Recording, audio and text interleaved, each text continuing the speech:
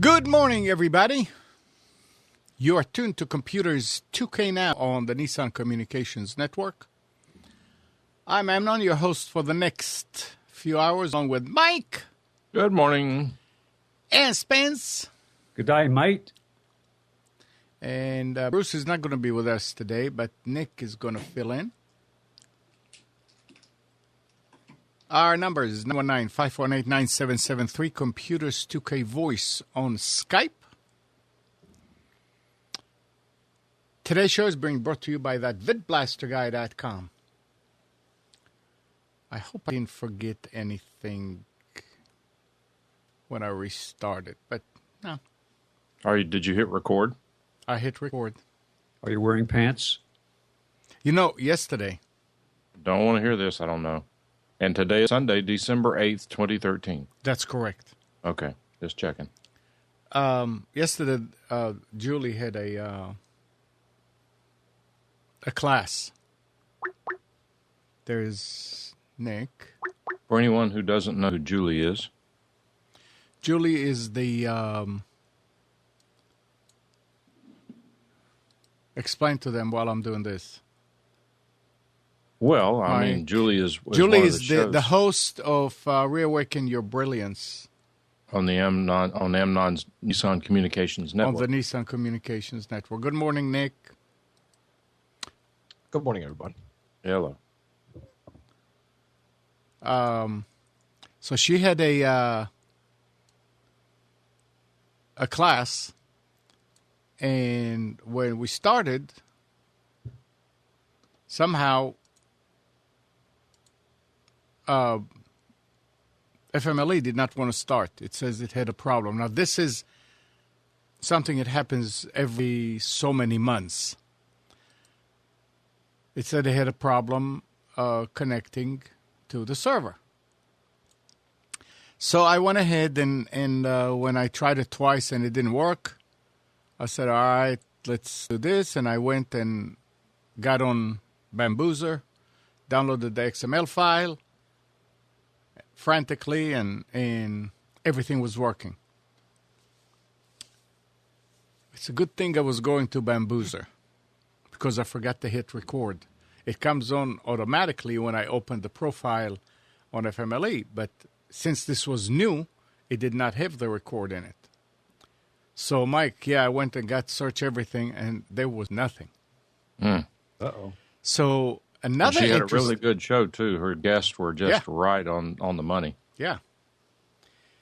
So I said, no problem. I'll just download it from Bamboozer. So I'm going on the VidBlaster machine, which is on the Time Warner network, and start downloading it. It started at about 78K and went down to about 16K. I said, it's all right. It'll take 3 and some hours. Leave it alone. Well, no, after about 50-some K, it disconnected, died. I started again. Same thing. Started again. Same thing. I said, oh, great. I'll check my internet, check the speed. Everything is fine. I went on the laptop that I used to monitor, which is on the T1, which has about a quarter of the T1 allocated. It started right away at 180 and maintained 180K. I downloaded the whole thing in about 20-some minutes. I couldn't believe it. So I don't know if the quote-unquote speed bandwidth that Time Warner is telling us we have is not really that, or... I've noticed lately that it has been erratic. Just with sitting there, whatever, at night doing browsing, multiple machines all experiencing the same thing. Slow response, just more so than normal. Usually in the evening, you're expected to be a little slow because you're on a shared cable modem network, but it's been slower than normal. Well, I haven't been experiencing that, which is interesting. You're talking about the bandwidth in general, Spence? Yes. Mine's been It's everything. Everything has changed. My bandwidth used to be extremely unstable. In the past few months, it's been rock solid. Right. No matter what time of the day. So same thing happened to me some time ago. I had to stay on them to get all the gremlins out of the system. But I've noticed some things too, and quite candidly, I attributed it to so many people being on the internet shopping for Christmas. And that was my thought too. But I've had times where it's been, you go to connect and you get timeout errors, and then just wait a few minutes and then you go and it'll be fine. It'll be instantaneous. And it's not just one machine. At first, it's this machine. I haven't restarted it in a while. I'm going to restart it. I'm going to restart the modem. I'm going to restart the wireless router. And you do that and it didn't change. But it was across multiple platforms, desktop and laptop. So That's I wouldn't be interesting. surprised if something going on in my neighborhood or whatever. I mean, it's sort of like ridiculous that you take a pipe they're telling you is 30 megabit, and even think that it has 10 megabits. Okay, let's say that it's being abused here. Well, they always say up to certain speeds, right? Yeah, and you can hardly pull anything down, and then you go on a pipe that's only 1.5 total, and it's using. But the other difference is that it's symmetric. So, are you sure it doesn't have anything to do with Bamboozer? why would they? I mean, why would they care where I'm coming from? I'm coming from the same. I mean, as far as they know, it's just another connection coming. Well, I to have them. an idea that I think could be completely wrong, but Okay. if they see that you have a 30 megabit connection, Yeah, and they see you're going to be downloading a crap ton of stuff, yeah. they're going to most likely cap you to discourage that. How would they say detect that? Oh, Amnon connects to the server at 30 megabits a second, or 20 megabits a second, or even 10 megabits a second to download, and they go, "Whoa, hey, hold on here." We don't have the Auto bandwidth to throttling support that. technology has been out for a long time, over 10 Yeah. years. They But see what Am- I'm asking, is Bamboozer likely to have that? Is it a big deal? It might be if Amnon's downloading every show at 20 megabits a second every week.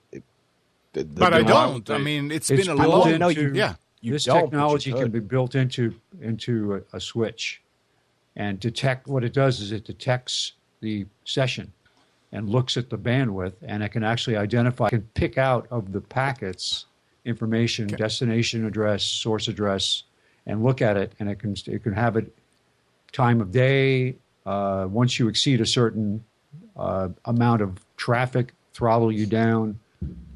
It's all can be done automatic. I wonder if we can, if I can throttle myself down on that machine when I connect to them. The test would be to have somebody like Mike or Spence or I sign in and try to download the same thing and see if we get similar speeds. Yeah, well, because that- Nick, Amnon, and I all have the same service, and I don't think you've upgraded yet, have you, Spence? No, I have not. But even if Spence is you were getting what, 10K down, 50K down, Amnon? Downloading? When you were downloading from Bamboozer. Yeah, it started you at 50-some and went down to 18. Yeah. You know what? It's just a matter of time until you're going to come in here one day crying the blues over your reliance on Bamboozer. I'm not relying on them. Well, Yeah, I'm just saying that Tell Julie that. in this case, I was glad that I went to Bamboozer. Right. Because of the fact that, okay, here's another. I do have. You stream to Justin TV, correct? Yeah. They do recording as well. I think I turned it off because I didn't want to abuse it because Let me it's confirm that. 24/7. Let me confirm that. They do, but you need to go in there and uncheck it. Okay. Actually, I would keep that checked if I were you. The what? I would keep that checked if I were you, just in case something like this happens again. What I need to do is I need to start doing it automatic. Will it? What am I trying to say? Can I have Wirecast record it automatically when I go to a different shot? No. No, you always have to start it manually. Yeah. Okay. I mean, you start the stream manually. Yeah, okay. It's actually, you're in a bad habit that you don't have to start your record. I know. That's a Guys, really carry bad on. habit. The phone is ringing. That's kind of weird. Hold on. Keep going. Where are we going? Spence, I like your background. Yeah, I had this when I redid the machine, switched over to the Windows 8 machine. Your frame rate is up, by the way. Yeah, I think it's gonna be my connection. I've been putting off switching the service over with Time Warner because I wanted to use Uverse leverage against them, and I keep trying to get Uverse. Oh yeah, we can do it. And then I get the call. It's not available in your area. I said, well, my neighbor has it. Literally next door. Well, the pairs of going to your house are not sufficient to carry Uverse because they need 2 very good pairs to bring it to your house. And apparently I just don't have it. Because I wanted to switch to them and then just use it for a while and then try to switch back to Time Warner and negotiate saying, I'm a Uverse user. Who is Uverse is AT&T, correct? Correct. Is that fiber or cable? It's copper. It's fiber to the neighborhood, and then the last mile is twisted pair. And what speed? You get similar speeds to cable with that, or is there better than? No, what you have? the data speeds are DSL speeds. Oh, that's no good. Yeah, because its underlying technology is DSL. Okay. They're just taking what they don't get. Like doesn't support on demand. It's kind of like, think of it as satellite over the last satellite over wire in the last mile. Well, it doesn't have the latency of satellite. No, that's true. But once you get past the latency issue with the satellite, it really is identical. So for anybody watching the stream, Jeff is saying in chat that the Bamboozer stream is a little choppy. Switch to either Vaughn, Daily Motion, or Justin TV to watch the stream. It's not you. It's them. Everybody seems to be experiencing that. I'm experiencing it as well. And if you have the same problem on one of those, let us know because we think it should be fine. Yeah, everything else should be good. I hope. A strange thing happened when I logged into chat this morning. It remembered my name. I see you're an op. I have always, if I don't have special privileges in the chat room, I don't go. Amnon doesn't even have op. Well, he can. He has to type it in. That's funny. So, Spence, I bought me a nail gun a couple of days ago. Oh, what kind? I bought the Bostitch kit. It was a $200 kit on sale.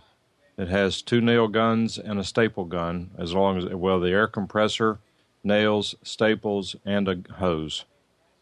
All for $200? $200. Nice. That's good. I have a Bostitch brad nailer. The same thing. Yeah. One's a nailer, one's a brad. That was my very first nailer, and now I have the Ryobi one with the built-in compressor. It's still called a brad nailer because it only takes up to 18 gauge nails, but it does shoot a 2-inch nail. Yep, this does that too. It's one is an 18, one is a 16.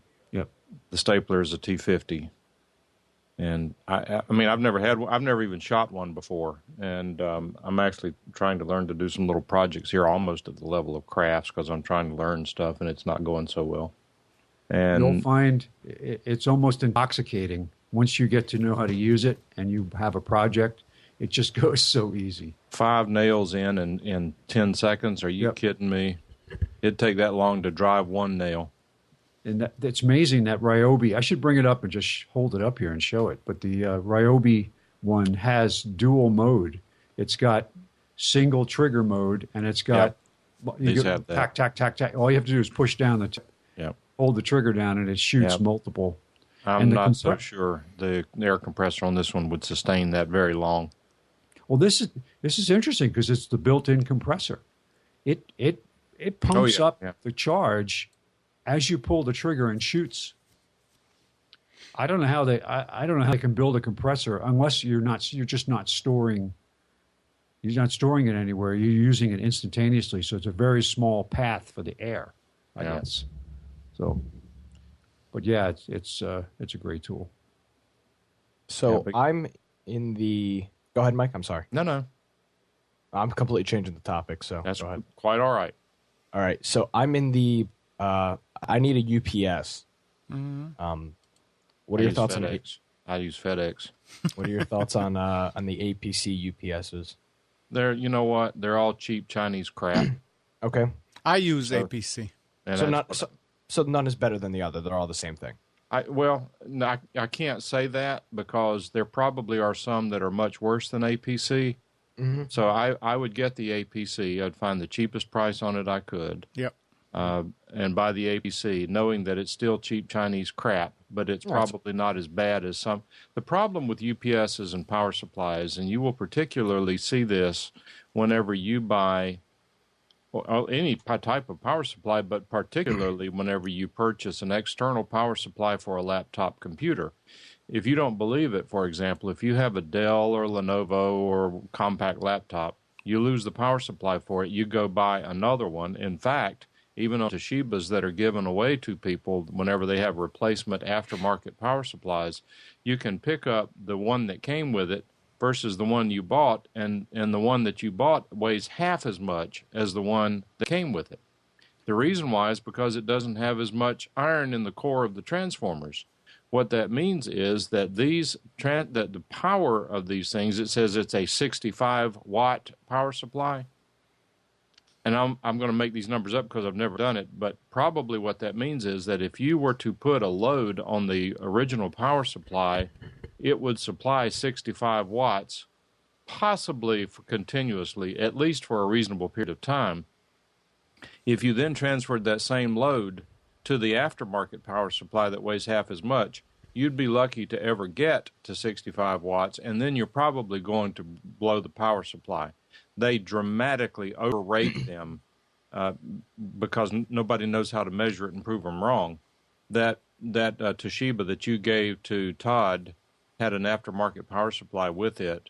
Whenever I rebuilt the computer, I noticed some burning smell and sourced it to that power supply. And when I picked it up, it was really hot to hold. And so I warned Todd not to leave it on when he goes to bed. That's interesting because he bought that one from eBay or I know, Amazon. that's what I'm telling you. That's exactly why I'm bringing it up, because the power supply on it was a piece of garbage. You want my take on this? What? Craigslist. Do you know how many people are selling perfectly good UPSs because batteries went dead? Okay. And they don't want to bother. Having said that, I don't disagree with what you're saying, but let me tell you this, Amnon. Yeah. I picked up probably 4 or 5 UPSs that people had thrown out for that very purpose. Right. I went out and spent about $150 putting new batteries in all of them, and of about 5 of them, either 2 or 3 of them were thrown out because they were destroying batteries. Well, so I threw $100 worth of batteries in the trash can. Well, the thing is, I bought one new UPS in all my life. That was the Cyber Power that I still have. Mm-hmm. And it's running. It's actually running the TV in the living room. I have the same one. Yeah, and I've it replaced works. the batteries. I replaced the batteries probably 6 times in this thing. I've actually had a set of batteries expand to the point of breaking the case. Yeah, it still works. Yeah.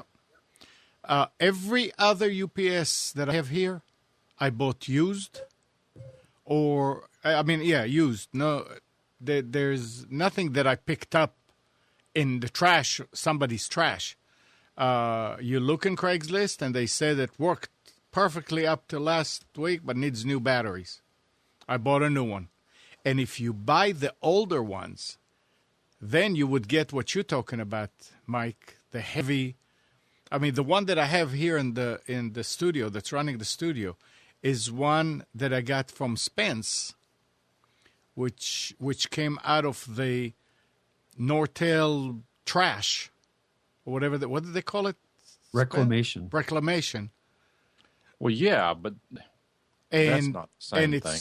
And it's been running Sure. ever since. Well, to be fair, that was an industrial quality. Absolutely. Oh no, UPS. this is there's nothing industrial about it because I've got another one. And I keep looking for these. They are the 2,000 watts or the 2,200. It says Are they rack mountable? Are they rack mountable? No. The rack mountable are not going to last you long because the batteries are small. They have to use the real small batteries. Now, the other nice thing about most of the UPSs that I have here, and I have quite a few of them, they all use the same 12-volt battery, the 1280. Only the bigger ones have different batteries in them. Where do you get your batteries? If I need the 1280, I try to find them on eBay with the certain makes. I can't remember now. When I start looking, or I just go to Batteries Plus and get them over there if I need them real quick. And Batteries Plus what? Batteries Plus have not. It's not the best battery, but they last for about 4 or 5 years. And also, but Amnon and I have dealer accounts there too, and we get them probably 20% off. Yes, and that makes a difference. That's true. It does make a difference. Anybody locally wants to go buy one, let us know. We'll let you use our account. My point is that how big of a UPS are you looking for, Nick? Do you know? Probably Megawatt. 600 or 800 watts. 600 or 800 watts is good for one PC and two modems. Well, I suggest a have an megawatt 800 motor generator. I have an 800 watt power supply, so No, your PC is a gamer's PC. Your PC has it draws a lot. yeah. I don't think 600 or 800 is the right thing. What do you think, Mike? Well, couple of thoughts. One is that, for starters, just because you have an 800 watt power Doesn't supply mean it's in your using computer 800 watts. doesn't mean it's consuming 800 watts. Yeah. It may be doing 300 watts. People tend to overrate power supplies, particularly gamers, and I don't disagree but in doing so because it doesn't use 800 watts unless it needs it, number one. Number two, you're not going to run into an issue with an undersized power supply if you buy one that's oversized. Yeah. Number three, it fits into the same space, so there's not really any reason not to put it in there. And number four, it's not that much more expensive to get a higher rated power supply. Now, having said that, if you put a 600 or 800 watt UPS on that computer, it will work. The problem is that the hold-up time is going to be very short. How long is very short? Well, long enough for you to shut the computer down in an orderly fashion if your power goes off. You're not going to stay online gaming because think about it. If you're going to also want to plug your router into it because if the power goes off, you're offline unless the router's plugged in. Well, that's not going to work either. Why? The modem's in the basement. I have a separate you UPS. have to put one on the basement. Separate UPS for my cable modem and router, a small one. You can put a 500 on the modem in the basement, and that'll last a long time. Mike, talk about those numbers when they appear on the UPS also. What numbers? I mean, when something has like the 2200, that's not 2200 watts. No, it's 2200 volt amperes. Yeah, it translates maybe to 1,000, 1,500 or... Yeah, maybe take 75% of that number. And the explanation, unless you know complex electrical terminology, it won't mean anything to you, but the volt amperes is power at a 100% power factor, which means it's complex, but bottom line is that the volt ampere rating is the absolute maximum theoretical power that the unit can produce. The peak power rating of it is the maximum power rating it is liable to produce because nothing is at 100% efficiency. Right. So if you see a UPS out there, Nick, that says 675 number on it, that's not 675 watts. If you're looking for an 800 watts, you need to find something that has like, it talks about 1,000 or 1,200 See, Volt. at that point, it's not even worth spending the money on it. Where It you depends. see, that's where you're wrong. Well, why am I wrong? Because remember one thing, if you get a power flicker, you are destroying the computer. It's destroying your computer, that sag and coming back with a surge and leveling off. No, I have a surge protector, so that's fine. Okay, well then maybe not as bad. But if you're sitting there and you're playing, or you're sitting there and doing work, you don't want to lose it. I mean, how much, when you're talking about spending the money, what are you talking about? Like $200. Nah, you see? No. I'm looking at a 600 watt that's $130. Nah, That's too much money. No.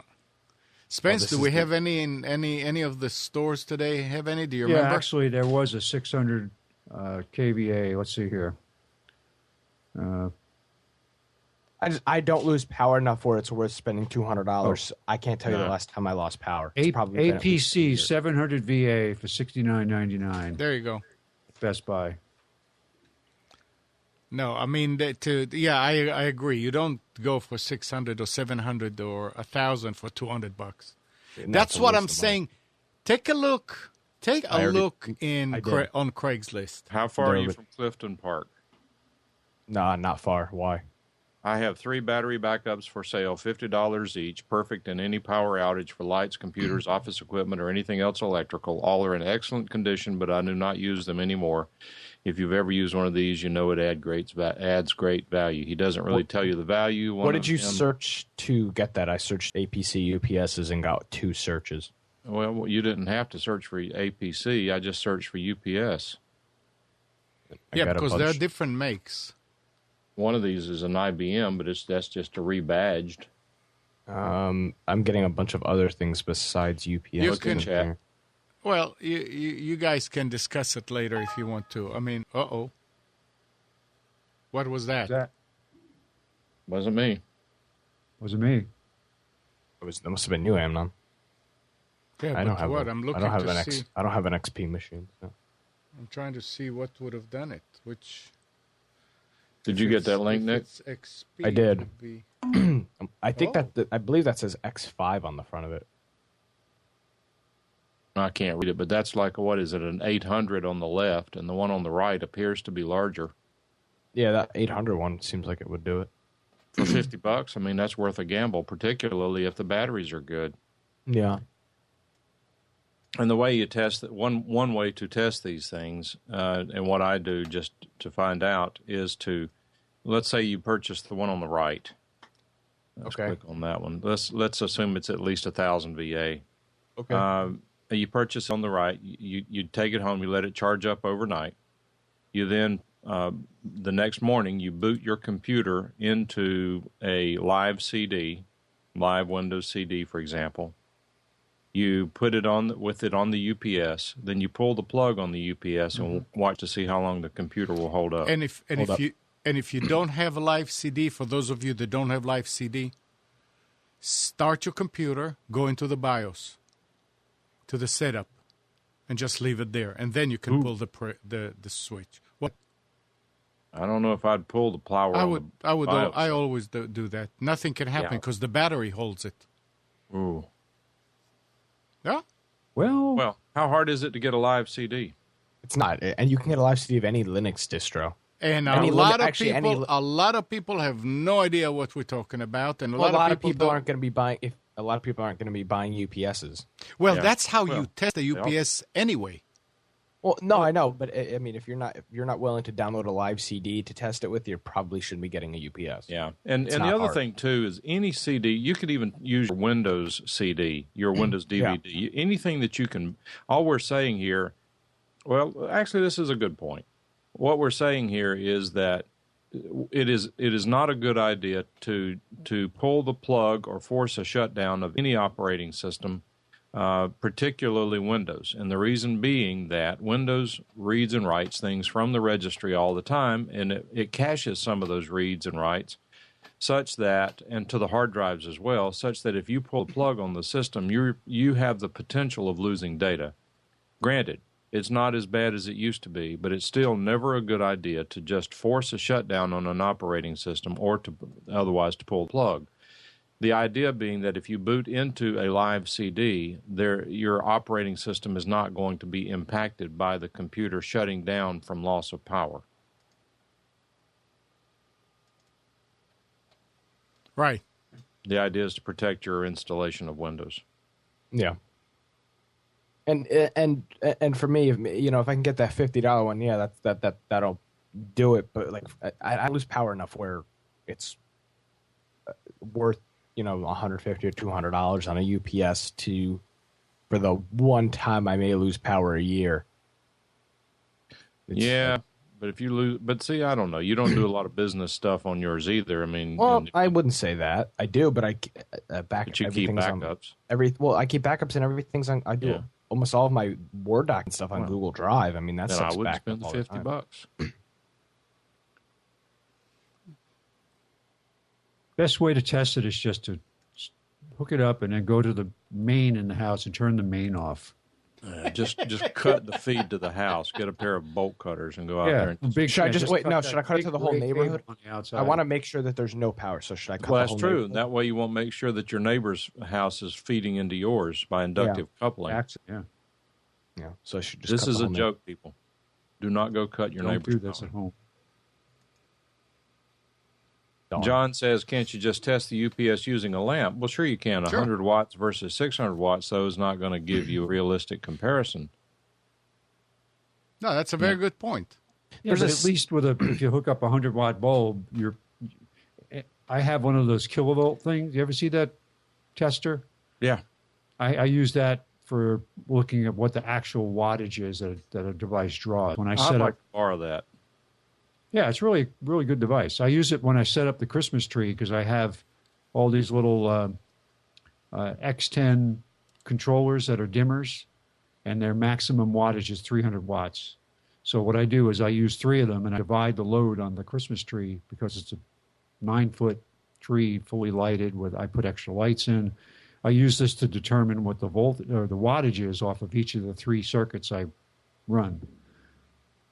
And you can measure a light bulb, for example, to find out if it really is 100 watts or what the wattage is. Right. And then you can just apply it to the UPS and see how long it holds it up. Dr. John, who's really smart, is calling me out on my recommendation. He's suggesting that you use 6 lamps instead of testing with a computer. However, Dr. John, you're making some assumptions that are not necessarily valid. One being that you're using 100-watt lamps to create a 600-watt load. And, of course, as we all know, the amount of wattage that a bulb consumes varies with the voltage. We're assuming it's an appropriate voltage such that each bulb is 100 watts for 600 watts. Second thing is that you are putting a very close to 100% power factor load on the power supply whenever this power supply for the computer is anything but 100% power factor. Third, you really don't know what the load is from the computer unless you have one of these kilowatt devices like Nick has. And you mean like Spence has? I'm distracted here. And no, John, Dr. John, I know you're not being a smart ass. We always appreciate your input because it's always good stuff. But I mean, they're valid questions. They're really good questions. But in other words, all we're saying here is that using the computer is much more of a real world test.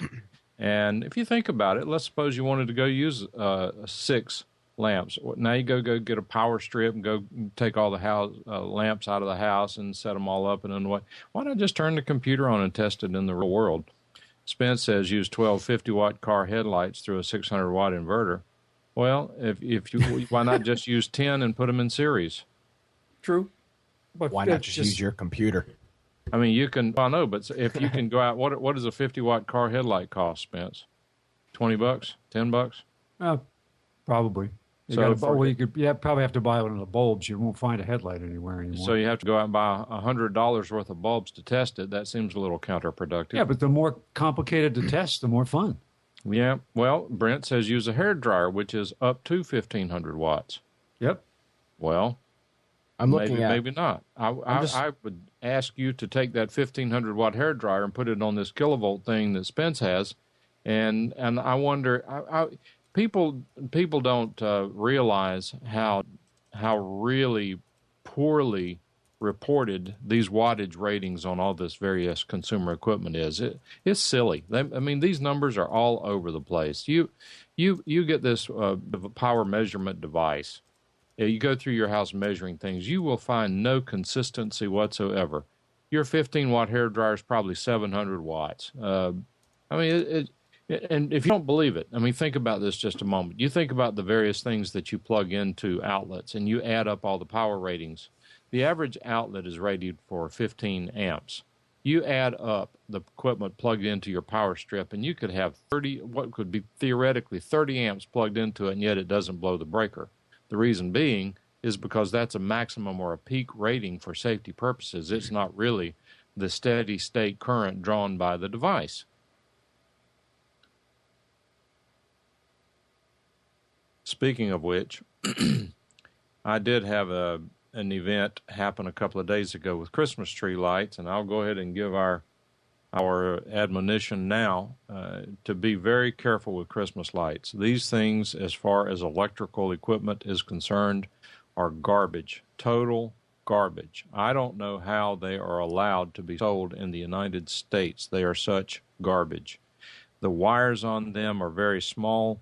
The plugs in these real Christmas tree lights, the incandescent bulbs, the plugs on them are AC plugs that have a socket in the back of them so that you can plug multiple strings into the same socket. They also have a socket at the end of the light so that you can string them together. My wife, not being an electrical person, put a bunch of them in series on our tree, and she was surprised whenever the top 2/3 of the tree went out. And she comes in here with her lip stuck out, all upset that the Christmas tree just went out, and she can't find what the problem is. Well, with a little bit of troubleshooting, and you see that every string starting with a certain string has gone out, then you know it's the fuse and the plug of that string. And sure enough, she had strung every string after that one into the next. It's good that the fuses blew. The one fuse blew twice. But what is not good is to realize that these fuses that they put in these cheap lights, they may be a 1 amp fuse, or I don't know what the rating on it is. But if it's a 1 amp fuse, this thing might blow anywhere from half an amp to 2 amps. These things are not quality commercial grade devices. They're cheap Chinese crap that are put into these lights. Of course, the solution which is what we did, was to add an extension cord, go through and put maybe only 2 strings into one plug in the extension cord. Then we plugged all that into a UL-rated power strip so that we can turn it off with one switch. And there are like 4 or 5 light strings plugged into that one with no more than one string piggybacked onto the end of another one. And it seems to be working well. So the takeaway here is don't get stupid with these Christmas lights.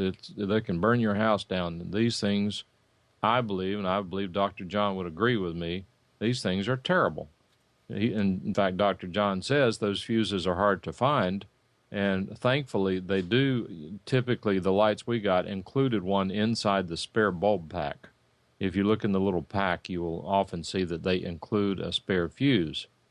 What's problematic about changing them is, it's pretty difficult to change the fuses. They are really forced in there.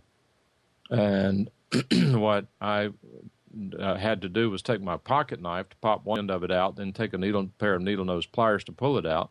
One of the 2 fuses, the glass broke trying to get it out, but getting it out wasn't the problem. The problem was putting them back in, getting it in there, getting it to sit straight. And so it's a problem, but I'm glad that they are fused. Don't bypass the fuse. At least leave the fuse in there. Just do not gamble with them too many into one outlet. Savage Pagan wants to know if LED lights are safer. I have never used LED lights. I will tell you that my guess is My guess is that they probably are not. The reason I say that is because, based on what I observed, the people who make these lights are going to make them as cheaply as they can. So even though the LED lights use less power, that would suggest to me that they're probably going to use cheaper materials. They're only going to include enough material to get past the very minimum threshold that they need to achieve to be able to sell in the United States. If it's possible to buy higher quality lights, and it's something that you do every year, I would recommend you spend the money. Unfortunately, I'm not aware of anyone who's making decent quality lights. Maybe someone does. They're not supposed to be decent quality. They're supposed to be throwaways. Well, maybe not. I mean, we've got some lights that are 20 years old. But we also went a number of years without using them. And I'll give you the same admonition I gave yesterday on Rick's house. Go to YouTube. I don't know, I don't have a particular video in mind, but I'm sure there's one there. Go to YouTube and find a video on how to set a Christmas tree on fire. If you have, the reason I know this is because we used to have a live fireplace, and what we have often done in years past is that, let's say a branch would fall off the tree or would start drooping, we'd get a pair of wire cutters, cut that branch off. After this thing, if it's been up for a while, dried out, particularly if the tree stops drinking, you take this branch and throw it in the fireplace, and it's like throwing a cup of gasoline on there. I mean, this thing, a live Christmas tree scares me to death. Yep. That's why that's bad. Bad. No Christmas. It's scary. Yes, we need to ban Christmas. There you go. That's the next step. You got it, Mike. Ding, ding, ding. Okay. I'm getting there. I'm just having. Mike? What? I was trying to find information about shutting down the computer when it's in the BIOS. And really, there's not much information out, but on Super User, it says exactly what I was talking about. He's asking, he says, is it safe to shut the PC down when it's in the BIOS or if it's in bootloader? And the guy says, yes, you are not making any changes.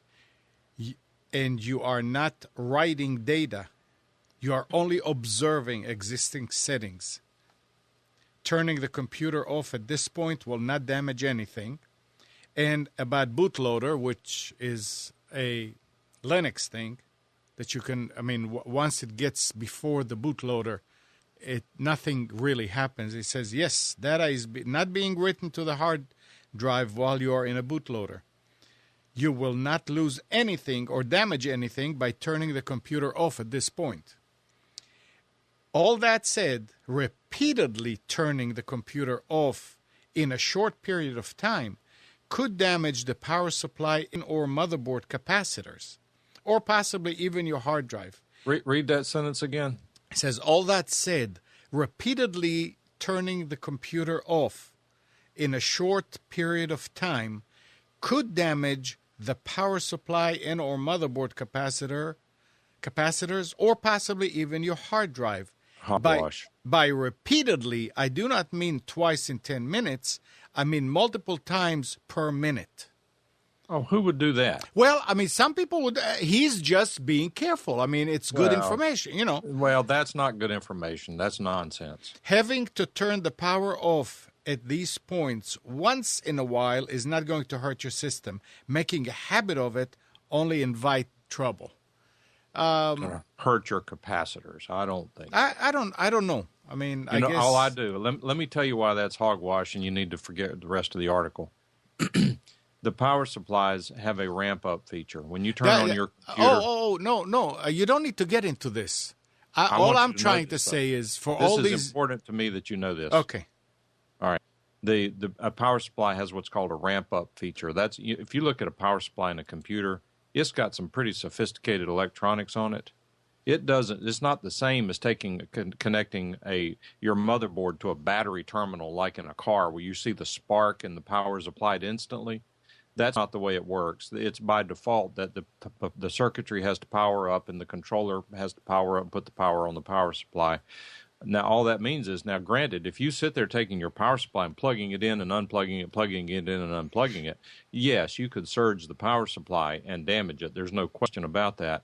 But the likelihood of that damage being communicated to the motherboard is very, very low. Okay, well, that's good to know that it's not that bad. But my point is that for years and years, I've been testing UPSs by just plugging the computer in, starting it, going to the BIOS, and then unplugging it to see if it stays up. And never have I damaged. And you may never. I'm not. All I'm trying to drive here is a lot of people may not test it because they will not. They don't have the ability to do and get what we're talking about, or they don't want to, or it's here by the computer. I have to trust it. It's going to work, and that's it. I'm not going to go and grab a lamp from somewhere and try it or whatever. So it's okay. It's fine to start the computer, in my opinion. And we'll have to agree to disagree here. Just go to the BIOS. Just go to the BIOS and unplug the power and see if it stays up. Now, let me tell other people something else. Do not try to plug the computer in and start the computer on the UPS. Sometimes that will not work on the cheaper ones.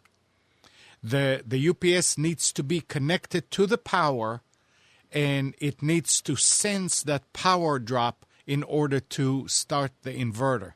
That's not an easy thing to do either. You've got to know how to turn the UPS on without power. I know. So it is possible. Yeah, it is. But not on the real cheap ones. And I don't know, maybe there's a trick that you know, but the cheap ones will not do it. You have to plug them and then unplug it in order for it to beep and tell you that there is no power. So, yeah, I'm sorry, Mike. Go ahead. My comment to you is that we are not disagreeing. I am not saying to you that it will cause a problem. What I said is that, in my opinion, it is not a good practice to do that. No, absolutely. This I agree. That's why we're not just disagreeing. For the heck of but it. Here's no my point. No. When I make a statement, it's usually based on some experience or some guesswork at least. And the reason I make the statement that I would not do that is because two of the absolute worst computer problems that I have ever repaired, one in particular, it's a long story, but one of the most difficult problems I have ever repaired is I could not get a computer to recognize the enhanced USB ports. It was a new, to me, reconditioned computer. It would not go into the USB 2.0 mode. And as you know, if you boot into the operating system, the USB 2.0 part has to be loaded in the operating system to support the hardware on the motherboard. Mm-hmm. I went through everything. I did everything I possibly could. I returned it to IT Exchange. They went in and did a lousy job of taking a look at it, giving it back to me, saying it was fixed, and all they'd done is turn off the warning. And so I decided to fix it myself, and I ultimately fixed it based on the recommendation of an old-timer on the Lenovo forum who said, I know this doesn't sound logical. You may not think it will work, but I would suggest that you go in and reinitialize the BIOS. I don't care that every setting in there looks correct. Go in there and reinitialize the BIOS. I did, rebooted, it came up, reported that the USB 2.0 was working, and it was fine. Reinitialize as in? F9. Okay. Reset to default? Reset to default, yeah. Right. In other words, it goes to the BIOS chip. It grabs the code from the BIOS chip, the default code from the factory, loads it into random access memory, the non-volatile portion that you backed up by the backup battery. I just wanted you to mention to people. It's good to explain these things because some people may not get it. Yeah, but Mike is not talking about burning or flashing. Go ahead. No. It's just to reload it. It's the if you go into the BIOS, it says hit F9 to reload the default values, and that's what we're talking about. Right. And I did that, and it solved the problem. Now, what that suggests is that somehow the BIOS, that is the code that was loaded from the onboard chip into the non-volatile memory, got corrupted. Somehow, somewhere, there was no other way for me to fix that problem because I did not have access to a setting that would have solved the problem. By reloading it and then reconfiguring it, the problem solved. So all I was saying, Amnon, is knowing that the BIOS can be corrupted by things that are not normal. Right. I just would not flirt with it by doing it. It may be a perfectly safe process. Now, having said that, for someone who is not comfortable creating a live CD or doesn't want to go through the process, there's another trick you can use. If your computer has a floppy disk drive, you can take a floppy disk with nothing or anything on it, put it in there, boot to the floppy, and it'll come up and say no hard drive found or something of that nature. Right. Maybe you can just have it boot to a dead floppy. Yep. It may be tricky based on boot first. I mean, it may skip the floppy and go to the hard drive, but there are ways of doing that. There are different ways. Let's say it this way. Let's do it this way. This way it'll solve it. If you know how to put a floppy in your computer, if you still have a floppy drive, then all you have to do is go into, take a floppy drive, the floppy disk that has nothing on it that you want to save, go into My Computer and format that drive and tell it to include the operating system on the format. That creates a bootable floppy. Now when you boot with it in there, it'll come up to DOS, and you can just let it sit there. Yeah. Why don't you just unplug your hard drive? Again, you can do that if you want to take the top apart. Take the top of the, open up the computer. Most people don't want to do that. Good morning, Bruce, from the green room. No, I'm not a flasher. I'm too old for that. But you do it every now and then. Well, shh. Tell everything you know, Amnon. He's a flasher. He's a flasher, and he's a flusher. I brought the kilowatt device up from downstairs, and I'm going to try to set up, see if I can show it on video. All right. I'm going to go dark for a second while I experiment with the camera. So don't change my settings there, Amnon. All right. I'll be right back. I want to take this opportunity to welcome anybody who's on Blog Talk Radio listening to us. We started using the phone bridge on Blog Talk Radio for here. Since I don't know why I didn't do it before, since we're paying for it every month. Why? Because you have another show that that's needs right. to reuse it. Yeah. But if you're listening on Blog Talk Radio, know that you can call in with questions, and the number for the people on Blog Talk Radio is 323-792-3050. I guess. That's it. Yep. And no, I mean, why do they need that phone number in order to call in if they're already on Blog Talk Radio? Okay. Yep. Yeah. Mm-hmm. And you can always, if you are on Blog Talk Radio, that means that you have a computer, right? Or that does not mean that? No. All it means is you have a telephone. Okay. You could dial in and listen. You would see people dialed in to listen. Okay. But if you're just listening through the web, then yes, you have to have a computer. All right. So if you do have internet access, you can always come to computers2know.com and join us with video and the chat and everything.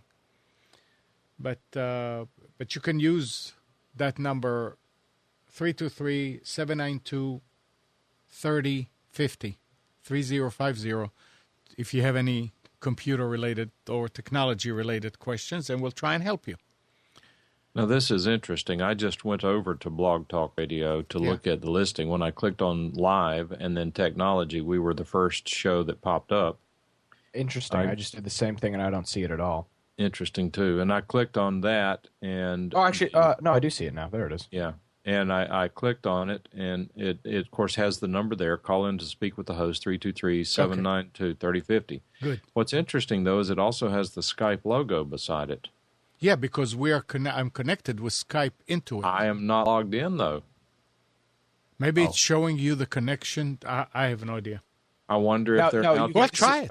No, this is Skype. This is the Skype to click button that websites have where you can do that. You know, where like a website will have that Skype button and you can make free out calls to them. But my understanding was that that only the host was allowed to call in by Skype. I didn't think that callers could call in by Skype.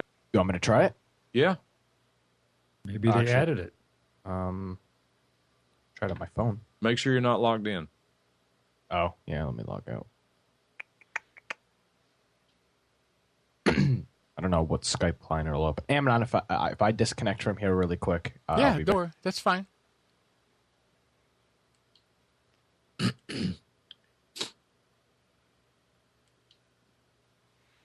Amazing how you use it in a certain way for a long time, and you know how to use it. And now when we're using it this way for this, I feel kind of clueless. Well, you just have to bring it up like you always do. Yeah. Always do. Yeah. Uh-oh. Always do. Purpose. Yeah. Always do. Yeah. Who's doing that? Always do. Yeah. Always do. Yeah. Oh, Mike. That's strange. It's feeding two different channels on my mixer. Always do. Okay, Yeah. so when you click on it, you need to have a Blog Talk Radio account to Skype call. Okay, so they have not added it so that anyone can participate by Skype. Okay. Yeah. Well, it's all right. All right, Spence, what are we looking at? All right, we're looking at a device called the Kilowatt, which is made by, I'm trying to remember the name of the company, P3. Okay. Oh, yeah, yeah. And they have a couple of different versions of this, and this is a very inexpensive device. And it has a 3-prong plug on the back, which is where you would plug it into your power source. And in this case, I have it plugged into an extension cord. And then the load part of it is on the front, where you plug in, autofocus, where you plug in the load. And in this case, I've taken a set of Christmas lights that are programmable, meaning they can be programmed to do different modes, just to show that you can actually monitor the changes. Now, that you see 43 written on the front there, that's because when I was setting up a couple of years ago using this thing, I actually said, well, what's the maximum wattage this thing will draw? Well, I'm actually saying 44 right now. But you've got multiple buttons across the top. When you first plug this in, the first default mode will be voltage, which will show the operating voltage of the outlet you're connected to, your house, essentially. The next will show the draw in amps, which in this case is 0.36 amps. Then you can press the watt button. It'll show you how many watts the device is drawing. And press that same button again, and it will give you the VA. And then you can monitor the frequency of the power, which in some cases is an issue. In some people, in older homes, you can get off frequency that can cause problems with electronics. So in this case, I'm running at 59.9. I'm very close to 60 hertz. And then it will give you the power factor. And I think one of the most valuable things, it's actually got, from the time you plug it in, it will start to collect information on kilowatt hours used. So if you press this last button, of course it's going to show 0 now because I just plugged it in. But it will, over time, show you the amount of power that's being drawn by a device. So if you have some device, I used it for an electric heater. I wanted to see how much power, how much usage an electric heater would use, keeping my office warm all day. So I plugged this in. I ran it at 800 watts. It would cycle on and off. And at the end of that day, I could look and say, well, it used point-something kilowatt hours. So it's very useful. I mean, if for nothing else, looking to see what the real power usage is for a device is very useful. Now, watch the wattage here. I've got this programmable. This is the little controller for the Christmas lights. You press the button, and it changes the mode of how the lights are on steady now. So it's a steady 44 watts in normal mode. Now I'm changing it to a different mode. It should cycle. Well, that stays pretty much the same. The lights are just changing, but it's not drawing any more power. And there's one that they're flashing on and off, so you'll see it change. And the thing is not that expensive either. No, I think I paid $30 for it. Yep. Yeah, it's a very handy device. And they make, like I said, they make more sophisticated and complicated ones. But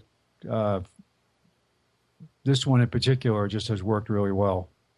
And for diagnosing an issue, or actually I have plugged it into computers. I was looking for, I want to see what computer do I have will draw at least wattage if I want to leave it on all the time as a server. And I used it to test that. I use it on the generator to make sure that the voltage and amp and the hertz match, and it's or as close as possible. And sometimes on the generators, if you check it at the generator, it will be fine, and then you go and you turn everything in the house on, and you check, and suddenly you're running at 57 kilohertz, and the voltage is down to 108 or whatever. So you need to go out and bump it up a little bit. And but it's very, very handy, very handy. And for somebody, like you said, somebody who's trying to find out how much certain thing, especially if you have kids and they leave the TV on, you can put that on and show them. See, this is how much it's using. Now, you may be surprised to find out that it's not using a lot. But this is a good way to find out what devices, how much devices are using, and it's made to be portable, so don't worry about that. You don't have to plug it in the wall. You can plug it like Spence just did, extension cord, and you can plug different things into it. It's nice.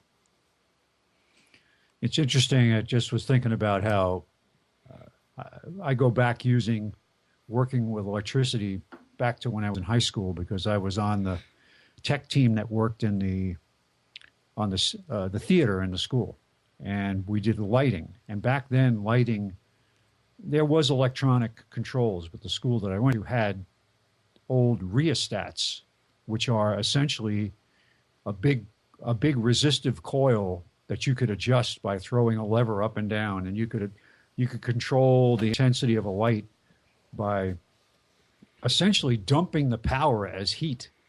There was no way to cut back on how much power was used. You were just changing how much of it made it to the bulb. Mm-hmm. So all that power was actually wasted as heat. With modern technology and dimmers, and you can see how that works here. I'm changing mode on these lights, and it changes how much power is being drawn. Mm-hmm.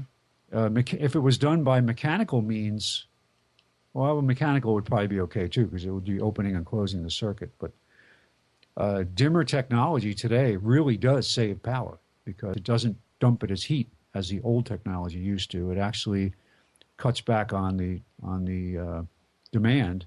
And the reason I'm mentioning this is because a computer works using something called a switched power supply, and it delivers the power the machine needs up to its rated maximum, which is great, because it means if you're running a computer and you've got all you're doing is just sitting there idling, and it's not banging away at hard drives or using devices on board, it doesn't draw that much power. It doesn't. If it says it uses 100 watts, it doesn't mean that's the maximum amount. That's not how much it operates at all the time. A 100-watt bulb will operate at 100 watts, but a computer rated at 100 watts will use something less than that. Cool stuff. Good. Yeah, absolutely. Good stuff. All right. If you get one of those, you'll find out that in the first few days or weeks, you're going to plug it to every device in the house. Yeah, you're going to just play around. I wonder how much that uses. Yeah. How much does the coffee pot use? How much does the vacuum cleaner use? Yep. A while ago, Doug posted a link to an article from the National Fire Protection Association regarding Christmas tree lights and holiday lights. And it's interesting because it's good to see that I think these numbers are fairly low. It says that in 2007 through 2011, the U.S. fire departments responded to an estimated annual average of 230 home structure fires that began with Christmas trees. Home Christmas tree fires caused an average of 6 civilian deaths, 22 civilian injuries, and $18.3 million in direct property damage per year. Although these fires are not common, when they do occur, they are unusually likely to be serious. On average, 1 of every 40 reported home structure Christmas tree fires resulted in a death compared to an average of 1 death per 142 total reported home structure fires. Similar shares of home Christmas tree structure fires were in December 43% and January 39%.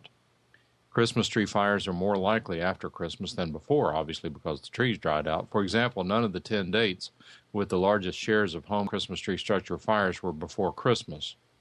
Electrical failures or malfunctions were involved in 1/3 of the home Christmas tree structure fires. 1 in 6 occurred because some type of heat source was too close to the tree.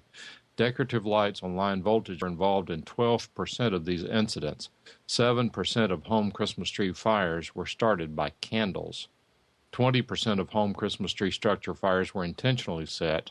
Half of the intentional Christmas tree fires occurred in the 20 days after Christmas.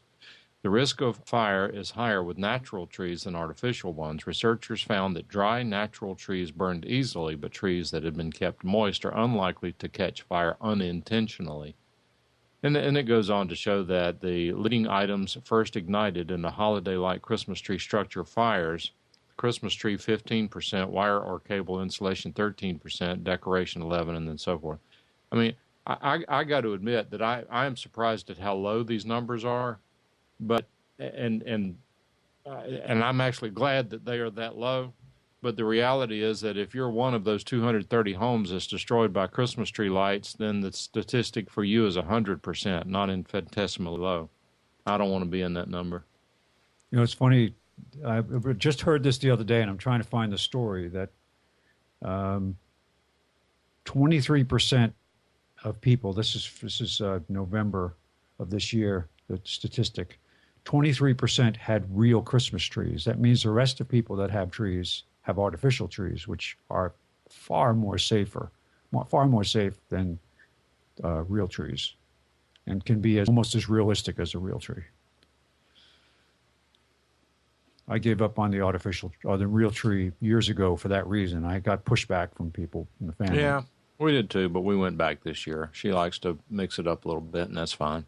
I think having a small real tree, even one that you can reuse, put it in the ground. At the end of, when after this Christmas is over, plant a tree, buy a pine tree. My dad used to do that. He would buy a real tree. It would be small, that he could, manipulate and put it in maybe 4 or 5 feet tall in a pot.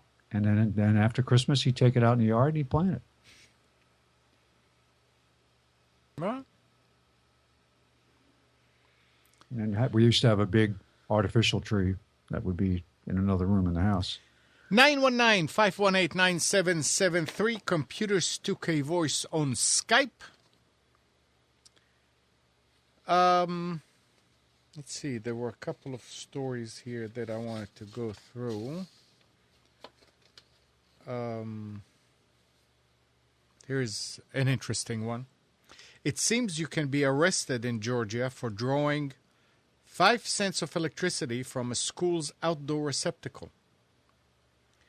Kaveh Kamuni was charged with theft for plugging his Nissan Leaf into a Chambly Middle School 110-volt outlet, the same outlet one could use to charge a laptop or cell phone.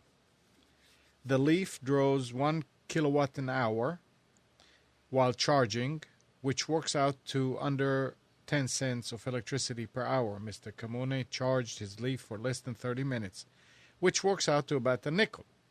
Sergeant Ernesto Ford, the arresting officer, pointed out theft is theft, which was his argument for arresting Mr. Kamuni.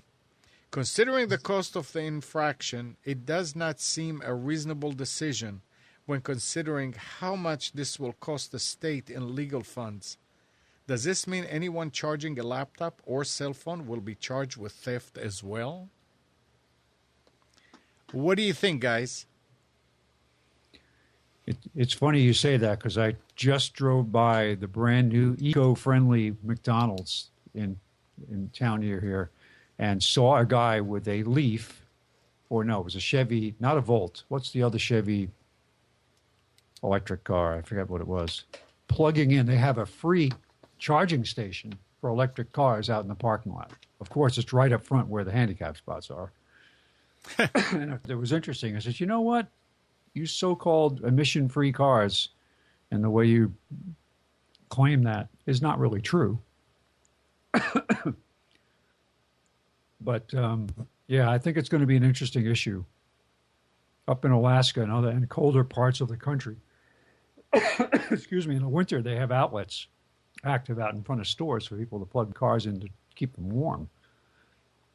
So the precedent has been set to provide power. It's just a matter of whether it's done with the okay of the owner or not. Well, I mean, in this situation, the solution is to go and ask, do you mind if I plug in?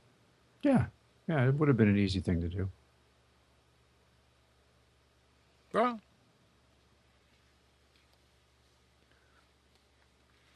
now, those of and you I was distracted, Amnon. Where did the guy plug in?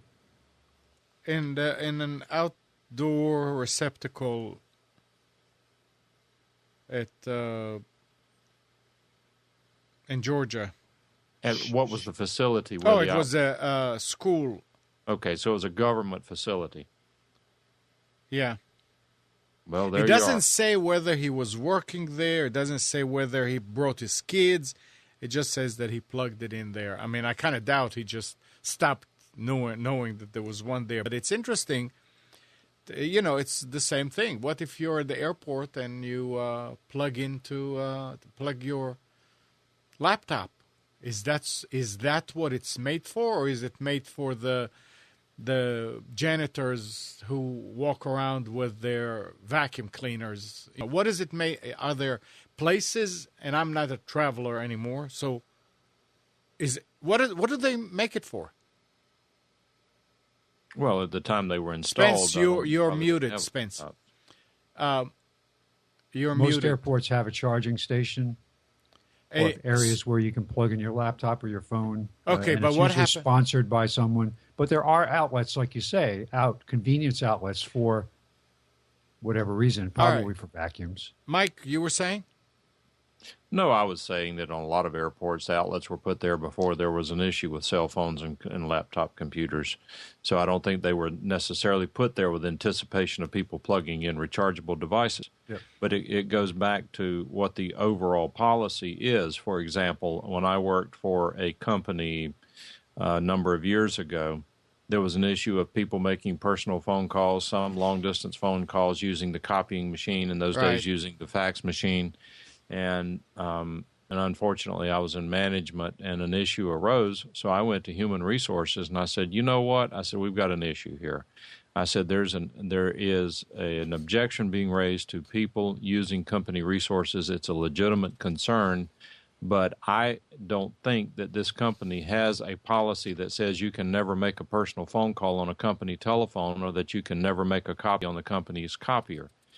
And the human resources manager said, no, you're right. We are not totally opposed to people. What we are opposed to is abuse. So we have a reasonable use standard. And she says it is intentionally flexible, but the flexibility causes us to have a warning instead of a very punitive approach to someone doing it. I mean, if they came in and started running 500 copies for their church on our copying machine, we would have an instant response. But if they're going to come in and make a copy of their tax return to have a copy before they send it off, that is a permitted use. That is, you are not stealing from the company if the company allows you to use the resource, and they are deferring to your judgment and good sense to not abuse the resource. Having said that, I think that there have been companies that have taken that same approach towards Wi-Fi and will take that same approach to people plugging into their AC.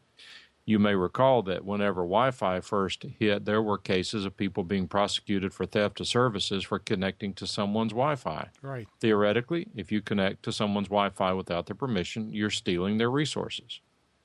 You don't hear that much about that anymore, because the idea is that even though I should not have to put a lock on my door to keep people out of my house, the fact of the matter is that if I want to keep things simple, the best thing to do is put a lock on the door and leave it that way. With Wi-Fi routers, you can add a key and keep it out, and if somebody hacks into your router, now you have true theft of services, and you may want to take action in that case. Yeah. Law doesn't have time to waste on prosecuting somebody stealing a nickel. Right. I mean, that was the point there. Well, when this thing gets, by the way, I'm surprised if it's only a nickel. That's pretty cheap driving. But that being said, when this gets to court, the judge very easily could admonish the arresting officer for wasting the court's time. This could have been solved by sending the guy a letter warning him that if you ever do that again, it will be considered an authorized use of our resources. True. Listen to this. Consumer hard drives don't fail any more often than enterprise-grade hardware, despite the price differences. That's according to online storage firm Backblaze, which uses a mix of both types of drive. It studied its own hardware, finding consumer hard drives had a failure rate of 4.2%, while enterprise-grade drives failed at a rate of 4.6%. CEO Gleb Budman noted, it turns out that the consumer drive failure rate does go up after 3 years, but all 3 of the first 3 years are pretty good, he notes. We have no data. Throw your machine away after 3 years? I don't know. He said, we have no data on enterprise drive older than 2 years, so we don't know if they will also have an increase in failure rate. It could be that the vaunted reliability of enterprise drives kicks in after 2 years. But because we haven't seen any of that reliability in the first 2 years, I'm skeptical.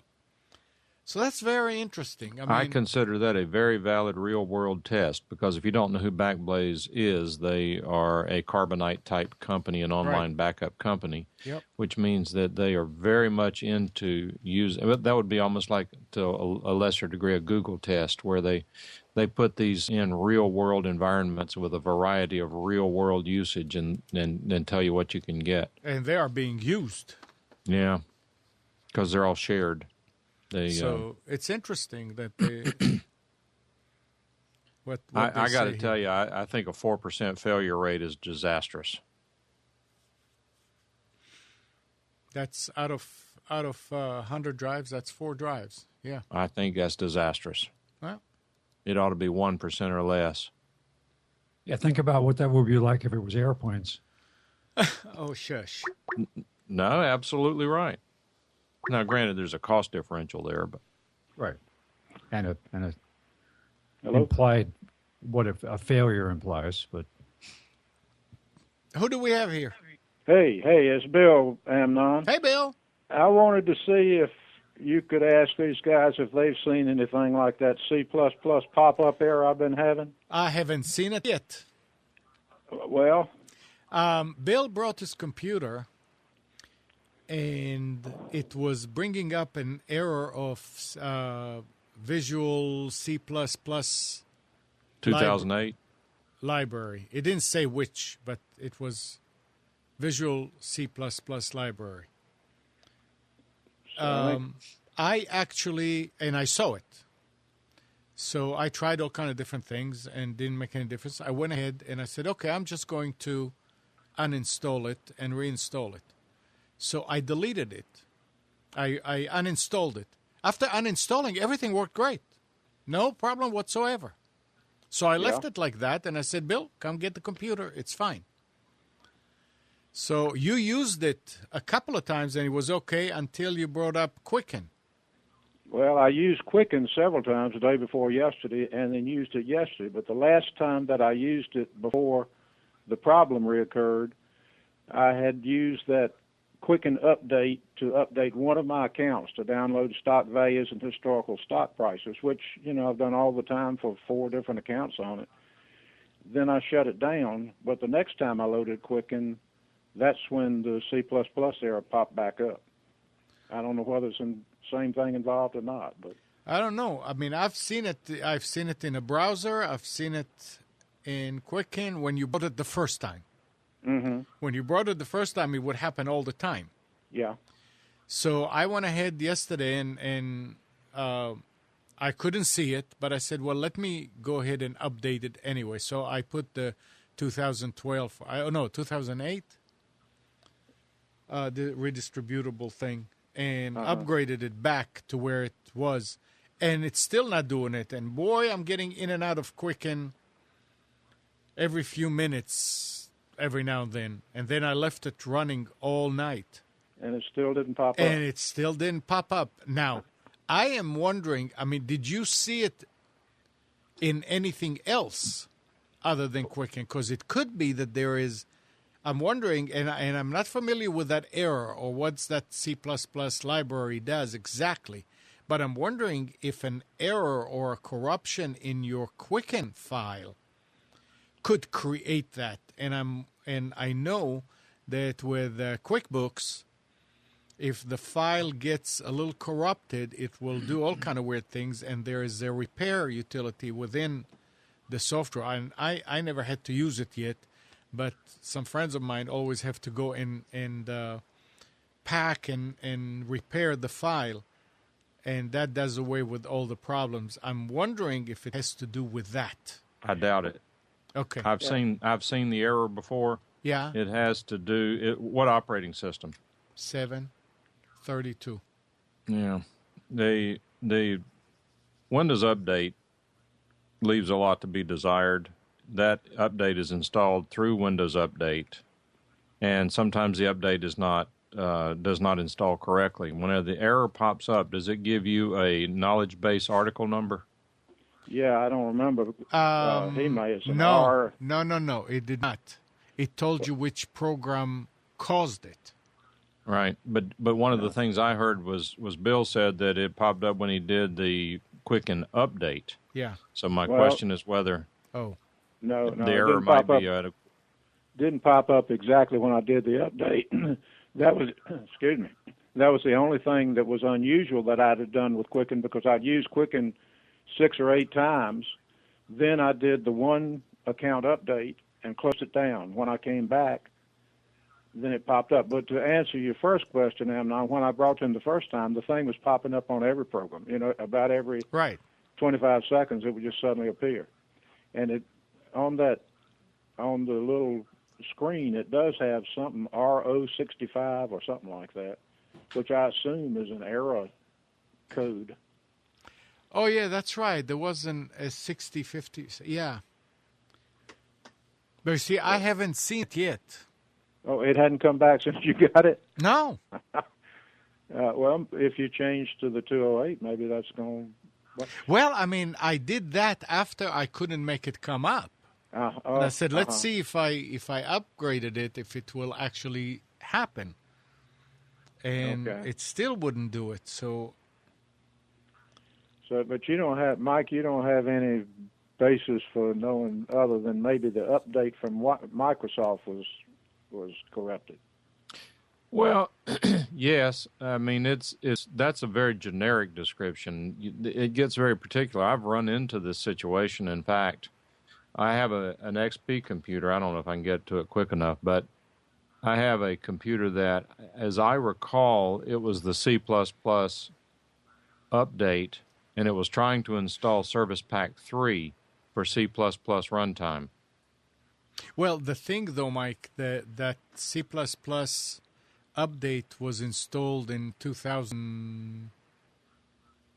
What was it? I think it was 2011 or 2010. It wasn't a fresh upgrade. It was already on the computer. So it's another upgrade that may have triggered it, but the actual library was already on the computer since whenever. Now I don't remember. Well, let me ask the question. Whenever the error pops up, can you hit OK and everything works fine? Yeah, but Yeah. then It just keeps popping up every 15 seconds or so. The first time it happened. I'm going to see if I can find one because I think this may be the same one I had. Anyway, I don't think it was popping up that regularly. I think it was coming up in the Windows Update, and Windows Update would never install it.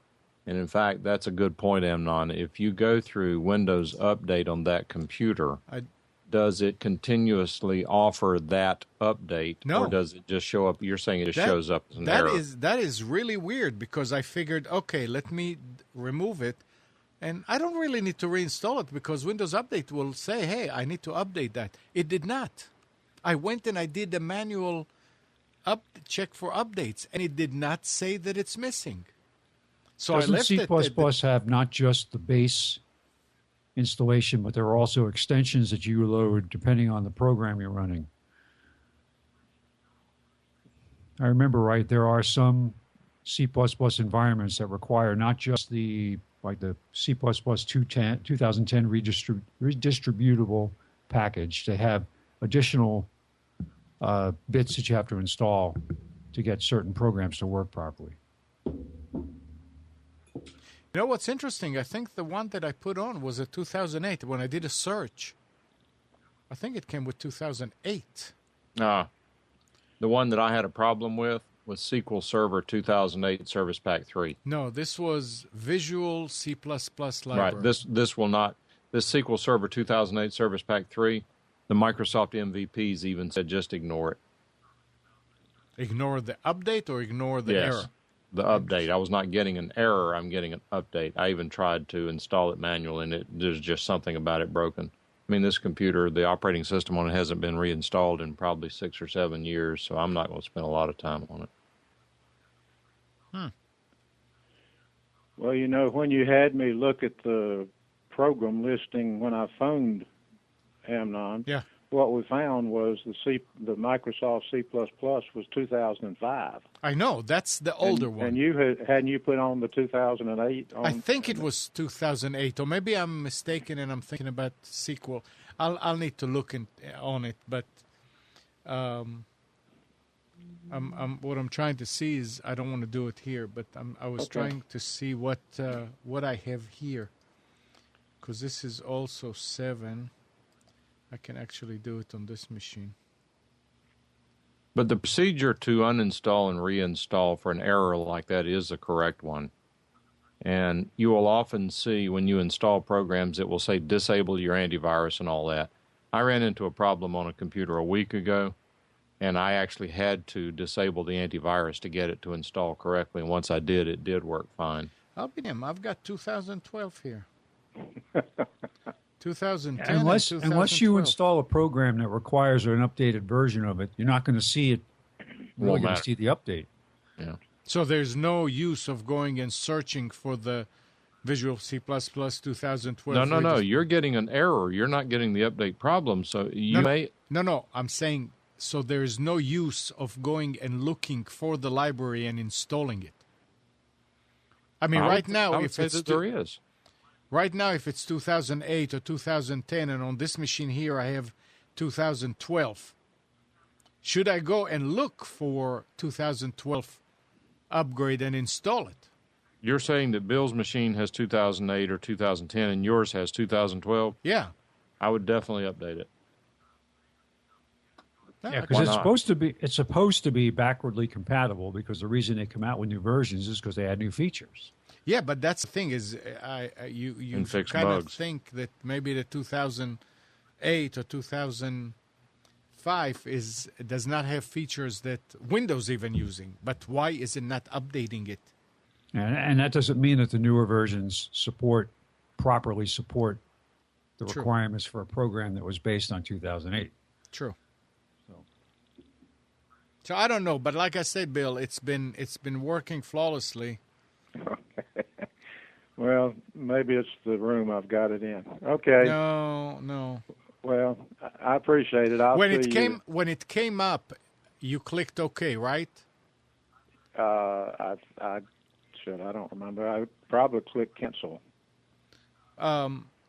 If it happens again, I mean, you can come pick up the machine. If it happens again, see if you kill it. If it comes back like every 15, because to install it, you can even install the newer one.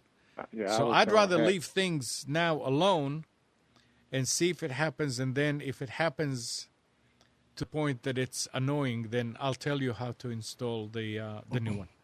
Okay. I just found an interesting tip just talking about Windows C++. The person's question was, can I get rid of the old versions of C++? And the tech said, don't, because some programs may be linked to a specific version of C++. So if you take it off there, the program will stop working or have Interesting. errors. I was wondering that myself. Yep. So it's not, one does not supersede and replace one before it.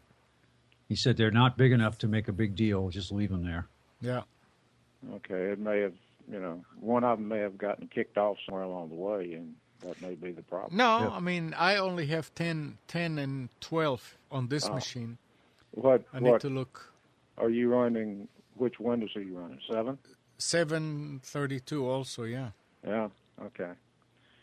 All right. Well, I enjoyed talking to you. Thanks. Good to hear you talk about computers. All right, Bill. All right. Talk Bye. to you. See you later. Uh-huh. Bye.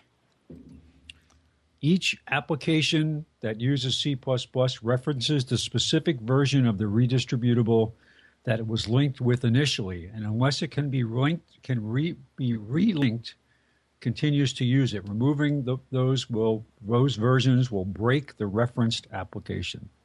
Interesting. On that machine that I do the monitoring with, I only have 2005. There's only one.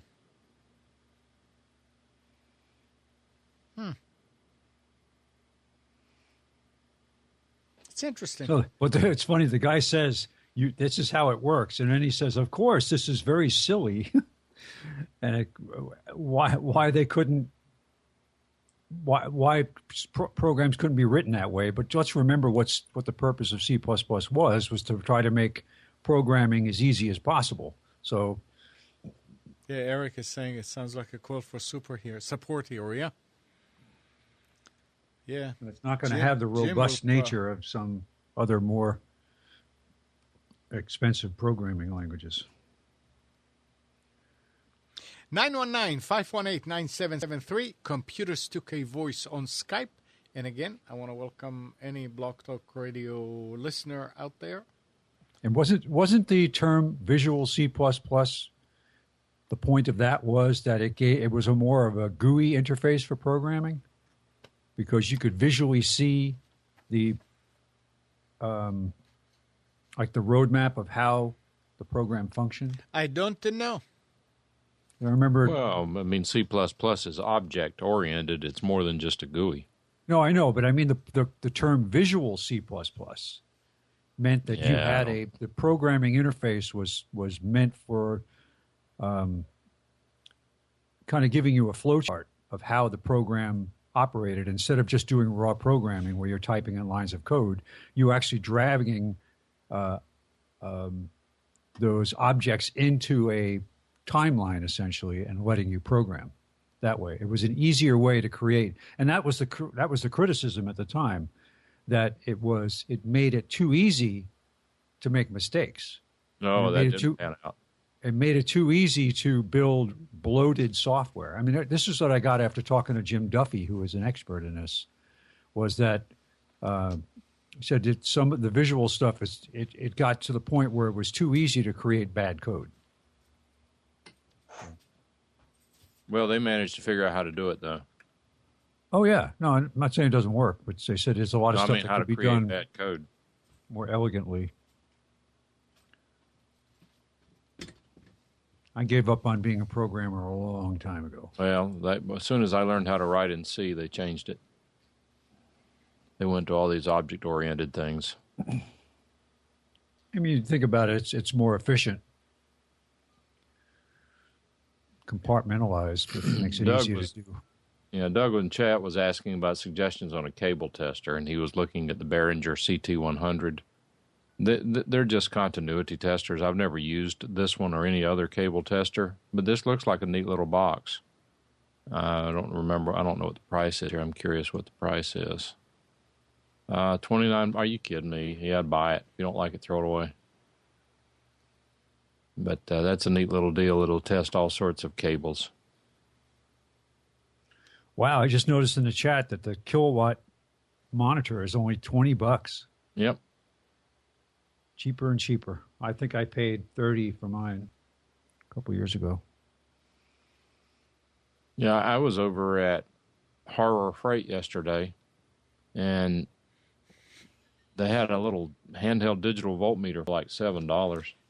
Don't buy those. What do Yeah, they call them? I had one of those, and I hooked it up to test 110 volts, and it smoked one of the test leads. Centec.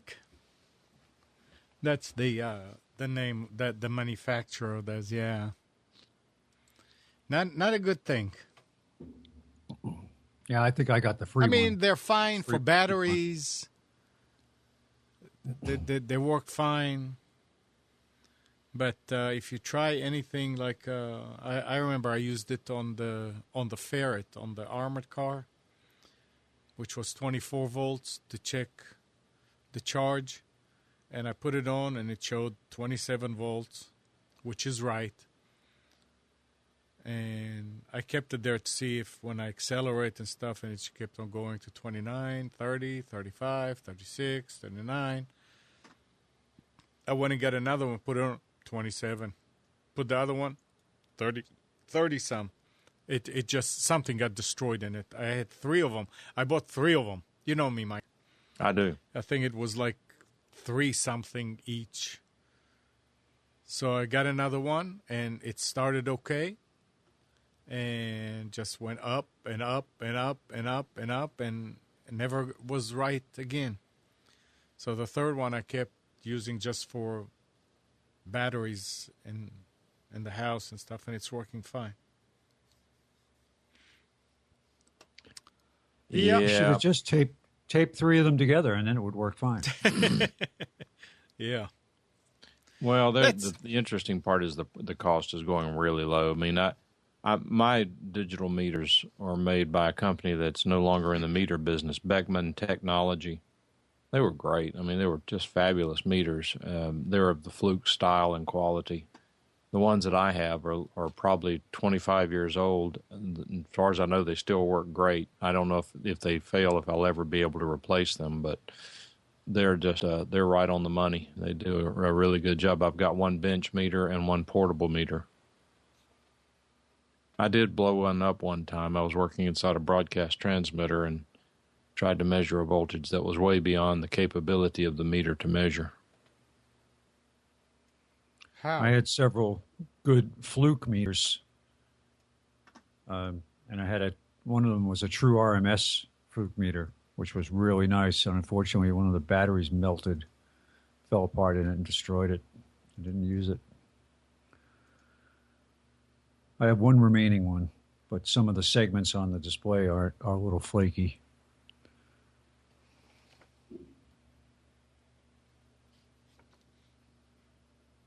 Yeah.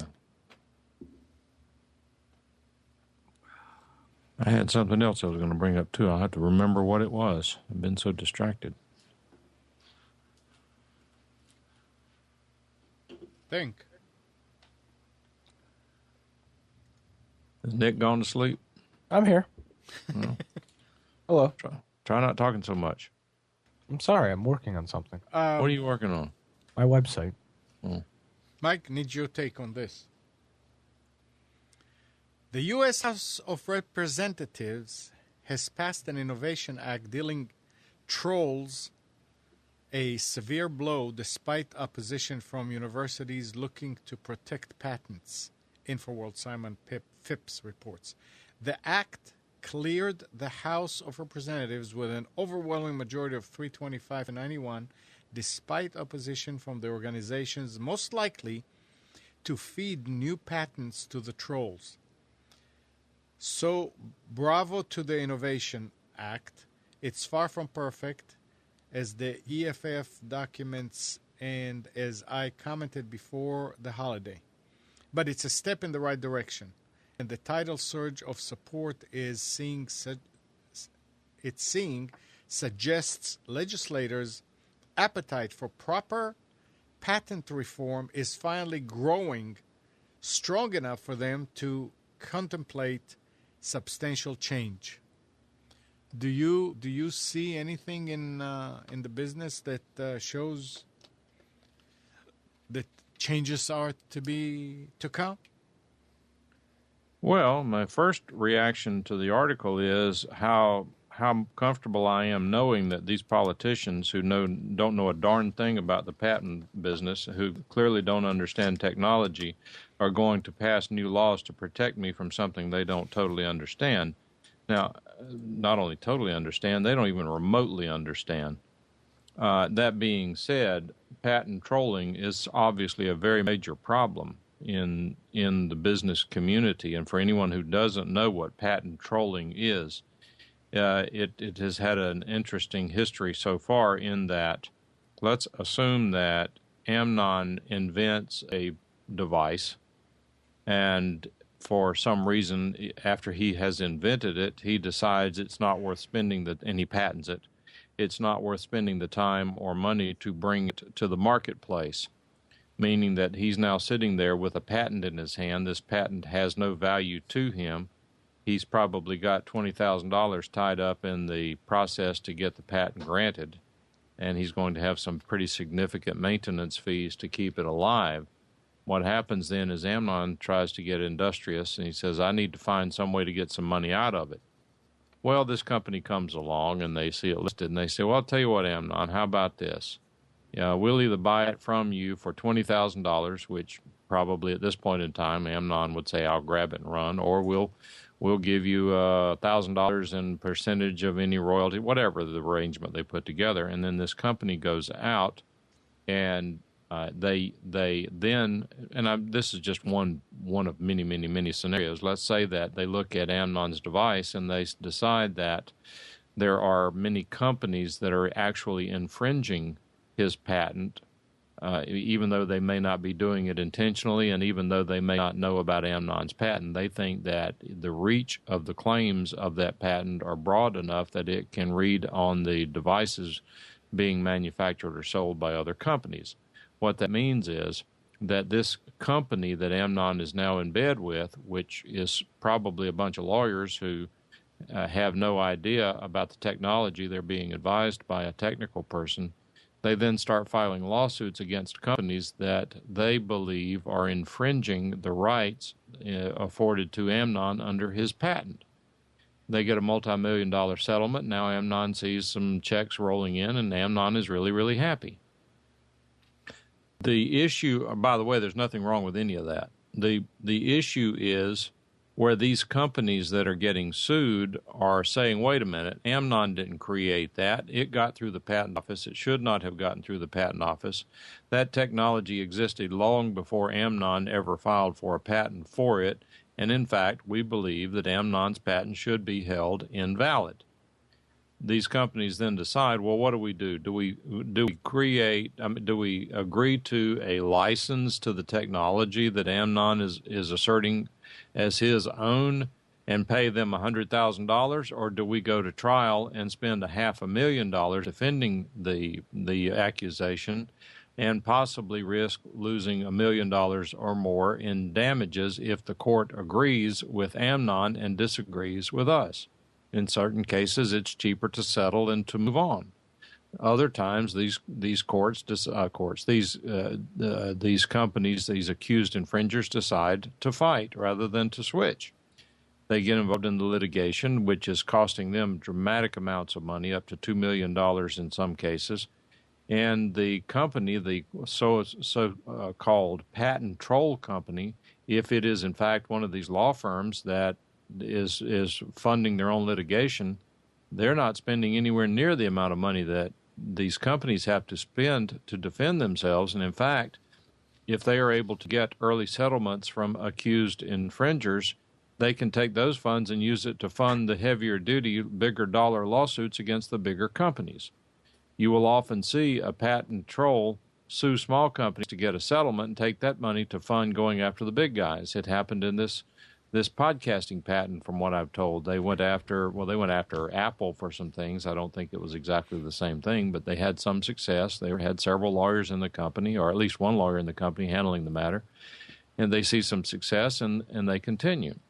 What we're getting to is the objection here is that some people feel like patent trolling is equivalent to extortion. That is, we believe you have infringed our lawsuit. The infringer says, no, we haven't. You're not entitled to assert that against us. But then it becomes a matter of economics. Should I fight or should I cave? Again, for economic reasons, sometimes it makes more sense to cave. That leaves a bad taste in that company's mouth, having to cave and to give in to what they consider an extortionate demand. How to curb this so-called abuse of the patent system has been a hot topic in and out of the patent community. How do you say that a company cannot come to Amnon and say to him, we will enforce your patent against others and give you a piece of the action? Because after all, a patent is personal property. If Amnon owns a computer and he decides to sell it, should the government be able to say, no, Amnon, you can't sell that computer. You can sell every other computer, but you can't sell that one. That is the government telling you what you can and cannot do with your personal property. That's one of the areas of debate and disagreement. The movement was to define how do we define a troll? And the term that came up that was considered accurate was called NPE, or non-practicing entity. And what that says is that a patent troll is a patent owner or someone who controls patent rights, and that company does not in and of itself actually practice the technology claimed in the patent. That's a non-practicing entity. That is, the company, the law firm, does not make widgets that are protected by Amnon's patent. Therefore, they are not practicing the technology that is listed in the patent and claimed there. And then the issue becomes, should someone who does not practice a patent be allowed to assert the rights in the patent?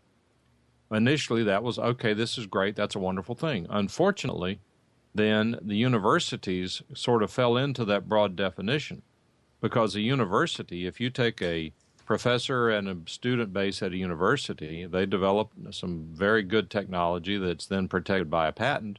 That university is not in the business of manufacturing widgets. They are in the business of inventing and doing research, and they also, if they get time, they might educate a student along the way. But having done that, they were originally caught in this broad definition of non-practicing entity because these universities were not practicing the invention. So the decision was made that by some of the industry leaders in the patent and the university communities that the definition had to be modified such that universities were not caught, because it was not considered fair that the people who actually did the invention were prohibited from being able to capitalize on that invention. Well, that creates a problem, because how is that really different from Amnon creating and funding his own patent and then saying that the troll company cannot go out and commercialize his technology? Well, but the idea then the university technology is going to be used for a positive. It's going to allow people to manufacture instead of precluding people from manufacture. That doesn't really work, because the only rights that a patent gives you are the rights to exclude others from practicing your invention. That is, a patent does not give Amnon the right to manufacture his widget. It gives Amnon the right to preclude me from manufacturing his widget. All this adds up to, it's a slippery slope. It's a very, very difficult situation. I am totally opposed to extortion. I'm totally opposed to bad faith business transactions. However, I'm not totally on board with wholesale regulation of patent trolls, not because I'm in favor of patent trolling. I am not. It's because we're now getting, once again, the government into regulating what you can and cannot do with your personal property. And without getting political, I believe the government really made well, let's just say that whenever the government decided that it could take part of your paycheck under the threat of putting you in prison if you don't allow them to do so, that's taking your personal property. That's stealing in some people's opinions. And if we're going to allow the government to tell us what we can and cannot do with our personal property, it's a slippery slope. I don't know when it's justified. I don't know when it's not justified. And I'm not avoiding the discussion. I don't know where that line is. Yeah. And if I don't know where it is, a whole lot of other people don't know where it is. Good. No, good information. Good info. Thank you. So I am watching to see what happens with patent trolling. I do think that there has to be some control on the litigation. It has run amok. It is not fulfilling the purpose that the patent system was intended to fulfill based on a lot of people's opinions. But all that being said, I'm really careful to watch to see the government sticking its nose into personal property rights. Mike, Nick, do you have anything to say? Spence? About? No, Yes. I mean in general. I mean, I'm just going to keep on going. So, never mind. Mike, did you watch Twert? No. Come on. I don't think I did I? The guy from Orban, Greg Oganowski. Yeah, Greg Oganowski. I know who he is. Gary does too.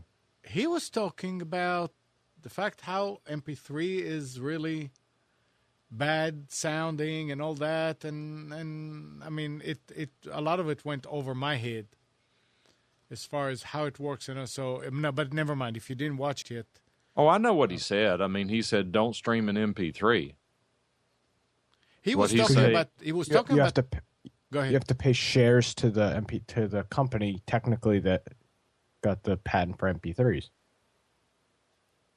Well, that's only part of it. What he is saying is, and I've talked to Greg before. I know who he is. What he's saying, and he actually was one of the early, I guess pioneer means early. He's one of the pioneers in modern audio processing. He had a company called Greg Labs many years ago. Subsequently, it was either closed or merged into Orban. I forget which. And I've talked to Barb Orban too. I mean, these guys are industry pioneers. But what he's saying, in essence, Amnon, is probably the same argument that's being made by Flash. It worked great when it worked, but it's time to move on to HTML5. Right. And in MP3, what he's saying is that it has fulfilled its purpose. But in my opinion, MP3 is going to be around a long time, not because it's good or bad, but for starters, most people can't hear the difference. And for second, the installed base out there is large. What he's saying is that there are alternatives, and I'm not sure which one he's advocating. He's but I believe advocating it's AAC plus. AE. AAC. What is it? AAC. AAC. HEAAC. That's what it was. HEAAC, which may be fine. Yeah, but then none of the players support it. Well, a lot of them do that you don't realize, and I mean, he's a pioneer. He's a leader. He has to drive the market. He has to push it in the way it needs to go. Everything he's saying is totally true and, in my opinion, valid. But the reality is it takes a long time to shift the marketplace, and he's starting – his job is to push the marketplace in the direction he thinks that it needs to go.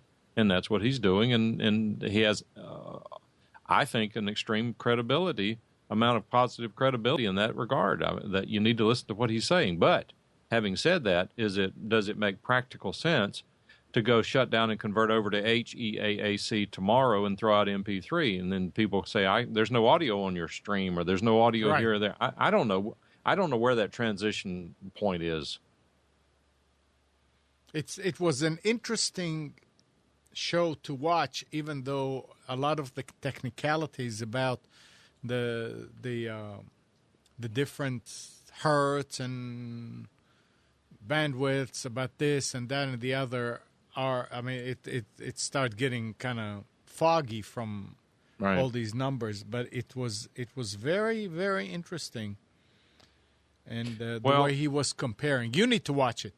I will. I may. But for what we're talking about is Greg Oganowski was on This Week in Radio Tech with Kirk Harnack on the GFQ network. If you go to gfqnetwork.com, you click on the link for This Week in Radio Tech or TWIRT, there will be a listing of the most recent show that Greg was a guest with Kirk on that show. If you're into the high-tech side of audio for public consumption in that regard, you should go and listen to it. Greg really knows his stuff, and Kirk knows his stuff. I mean, Kirk lives, eats, and breathes audio as well. These are, but let me also say, Amnon, that before I get into my final point, there was a test recently where someone said, "Can you hear the difference between the Lame and the Fraunhofer MP3 codecs?" I forget where the link was. It circulated quite a bit, and I went in and did a test, and you have to put on headphones to hear the difference. If you're talking about people who listen to your show or your podcast over their computer speaker or a crappy audio system, the codecs make zero difference whatsoever, absolutely none. But if you do listen critically and want to shoot for the best quality you can get, put on a nice pair of headphones, listen to the audio, and of the codecs that he posted, I was able to tell unequivocally which one was the Fraunhofer MP3 codec, which is the one that I prefer. It's the one that's built into Adobe Audition. It is also the one, by the way, licensed and used under iTunes, meaning that if you want to convert your podcast or broadcast to audio only, that if you don't have Adobe Audition or some other audio editing program that includes the Fraunhofer MP3 codec, your best bet is to convert them to MP3 in iTunes. I detest iTunes. I don't care for Apple software. I think he mentioned that iTunes does not have any more MP3s, that everything is AAC or something that they came up with their own. I may be wrong. But then he was also, and the reason why I was asking, now I remember why I wanted you to listen. He was not so hot about the Opus codec. He was saying that it's not what people think it is. Well, I don't know what he's saying about that, but I would comment to say that, and that was my second point that I was going to make, in that Greg is in the commercial market. He's interested in, for example, using IP audio for radio stations to not only do remote broadcasts, but also to be able to connect their studios to their transmitter sites. Yep. Mm-hmm. And in other words, he's interested in a much higher quality level of audio than 99.9% of the population out there is interested in, even for music. Now, having said that, a lot of podcasters will encode their MP3 audio at 64K mono. And for the dramatic number of people out there, it's absolutely fine. Is it audiophile? No. Is it problematic for some people with extremely good trained hearing? Yes. However, the realities are that it costs money to store files. It costs money to distribute files. Not everyone has excellent internet. It's a compromise. 64K mono audio for most podcasts, particularly most of the ones I've heard, is more than adequate. So it works. Now, what that means is that this new Opus codec, meaning that the 48K Opus codec is supposed to give better quality audio than MP3. If you will look at some of the side-by-side tests done between MP3 codecs and WebRTC or Opus codec, the numbers are not the drama that they would like for you to believe. The real difference is actually there are certain frequencies or encoding rates that the Opus codec is better than others. But when you get into real high bit rates, the differences converge to a single line in that, like, for example, I don't recall, it's been a while since I've seen the number, but I think it's something like at 192 kilobits per second, there's almost no difference between the various codecs. They tend to all perform at approximately the same level. So, I mean, it's, again, he's at the level of splitting hairs. And I think somebody needs to split the hairs. All right, no, that makes sense. It was just the whole hour or whatever, whenever he was saying something. Oh, I wish Mike was here to make some point. But anyway, I'm looking for this chart. I'm trying to remember where it is now. Which chart was this? It is a chart that who sent it to me? Oh, the guy who wrote Blank. Is it the frequency response chart? Yes. I have it. The guy who wrote Blank actually did some comparisons or found some comparisons between the various codecs. And I've got it here. I think I sent it to you or sent the link to you, or you may have seen it independently. Yeah, you sent me a link to it. Here, I'm uploading it right now. Spence, do we have specials? Yes, sir. All right. But it's going to cost you. I've decided to charge to give you the specials. That's not good. Doesn't that defeat the purpose of specials? Well, nobody's paying me. The stores are the ones that are benefiting. All right, I'm going to split my check with you starting next week. That's this it. week. That's all I'm looking week. for. It's just all a right, little shared. All right, we're shared on par. pain. Go. I want you to double my pay. All right. Triple it. All right. Don't get greedy. Oh, come on. It's fine. He can do it. And here is for him. Go ahead. There we go.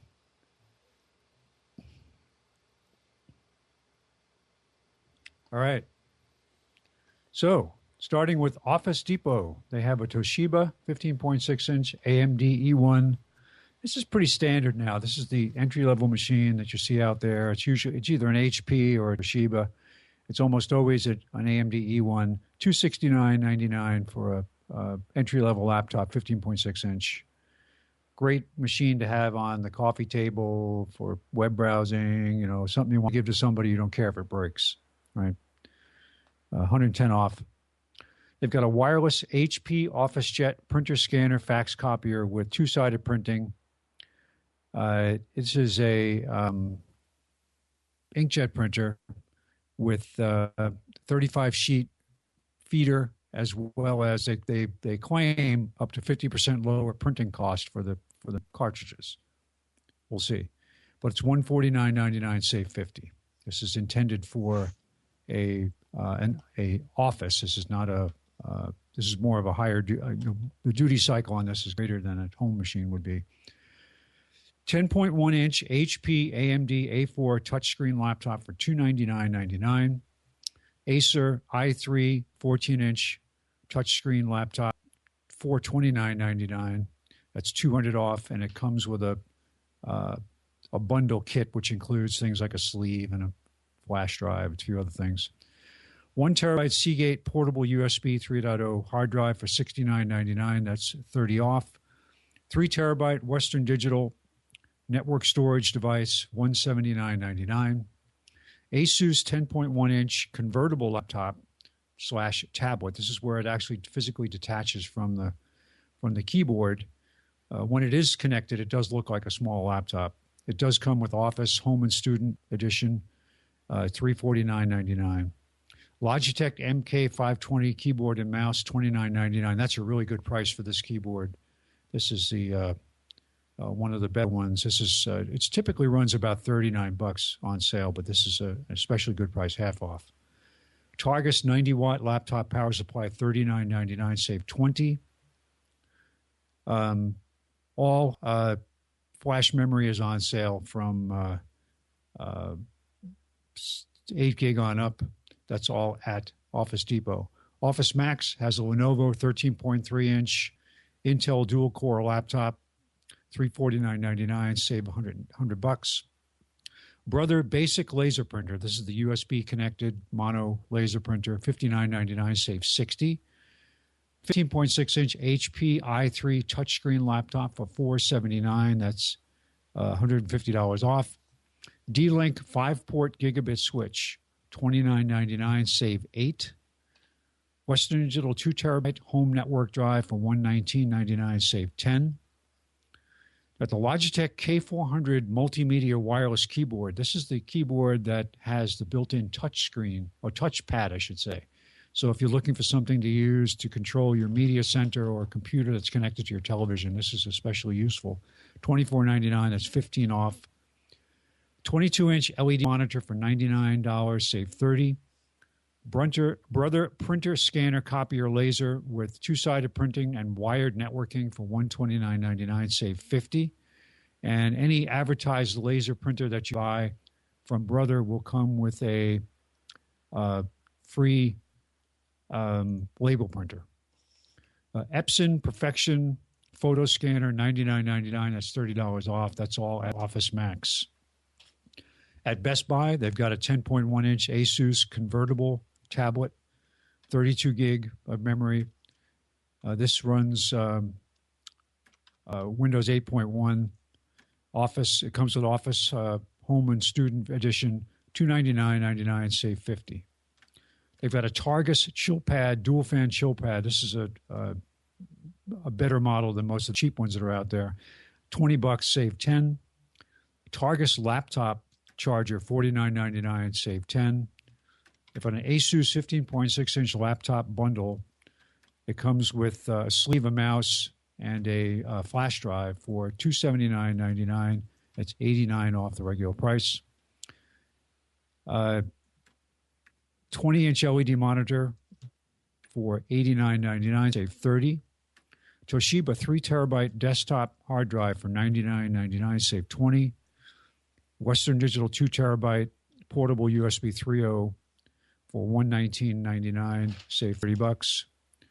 They have PNY 8 gig laptop memory. This is a 2-pack, 2 4 gig memory sticks, laptop format, $64.99, save 10. 50 to 67% off all SanDisk flash drives. They've got an APC 700 VA battery backup for $69.99. This is the one we were talking about, Nick, earlier, $30 off. Seagate Barracuda 1 terabyte desktop. This is a raw internal SATA drive, $59.99, save 15. And finally, at Best Buy, Brother wireless laser with duplex printing. This is not a scanner. This is just a laser printer, mono. $99, save 50.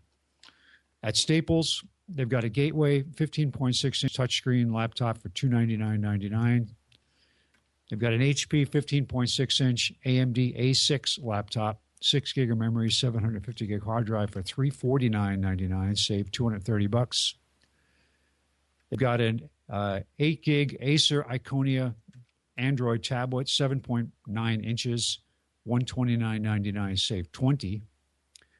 They've got the Dell Venue 8-inch Windows 8 tablet, 32 gig of memory for $279.99, save $50. They've got a Photoshop Elements 12, $69.99, save $30. 20-inch Acer LED monitor for $79.99. They've got a Dell desktop, and they'd had this last week at Staples. Dell desktop combo. It's got a 20-inch monitor with Windows 7 loaded. $449.99, save $100. Western Digital 2 terabyte portable hard drive, $99. 3 terabyte version for $119.99. They've got a Logitech wireless MK320 keyboard. This is a slightly smaller form factor than the 520, $29.99, save $10. That's all at Staples. And finally, at Tiger Direct, they've got a bare bones kit for any of you out there that want to play around, build your own machine. It's got an 8-core AMD processor. It's got a case, a motherboard, memory, power supply, and processor all for $299 after a rebate. They've got an 8-inch ProScan Android tablet for $89.99. They've got an Amped brand high-power Wi-Fi range extender for $59.99. A 20-inch LED monitor for $79. A 24-inch LED monitor for $159.99. And finally, a 3 terabyte Seagate 3.5-inch internal hard drive. This is a SATA drive, raw drive, for $119.99, and that's at Tiger Direct. And that be it.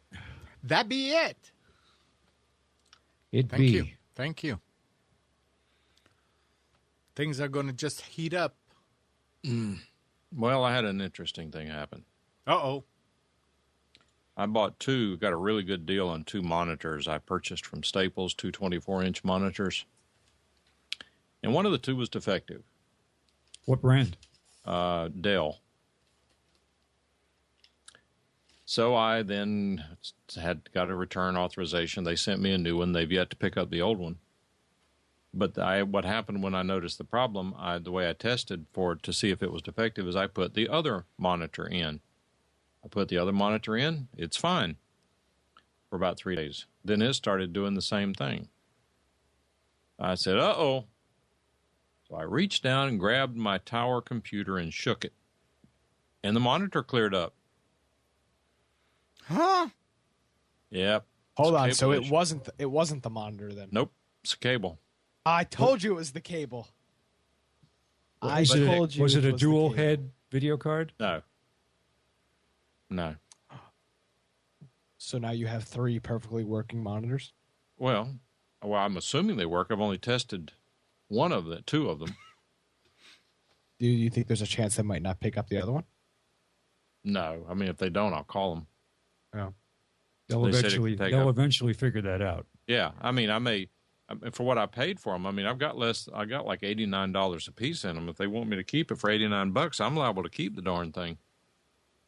But, I mean, I hate to do that to a company. I in good faith, I swapped it out. I did some testing. The cable should be good. It has worked. Same cable worked perfectly on another monitor, not this one. But these things happen.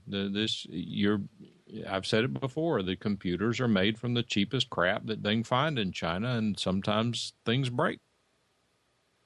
Did you guys see what Doug put in the chat? No. How much was that venue, Spence? You mean that this is the HP? No, Dell Venue 8-inch Yeah. Windows 8 tablet, $279.99. Well, Microsoft will sell. Look at that thing. Microsoft will sell the Dell Venue 8 Pro for $99. Huh. He put it. Microsoft? It's in the chat. Yeah, I shut down that computer that had the chat going. Yeah, Doug put that thing. It says that kicking off another 12 days of deals promotion this year. The Microsoft, but only at the Microsoft stores, will be aggressively slashing the price of the Dell Venue 8 Pro on Monday from $299 to just $99. Likely attempting to extend the Black Friday and Cyber Monday holiday further into December. All 77 Microsoft stores around the country will offer the promotional price to the first 20 people. Oh, jeez. Yeah, there we go. Okay, never mind. There we go. Yeah. 20 people.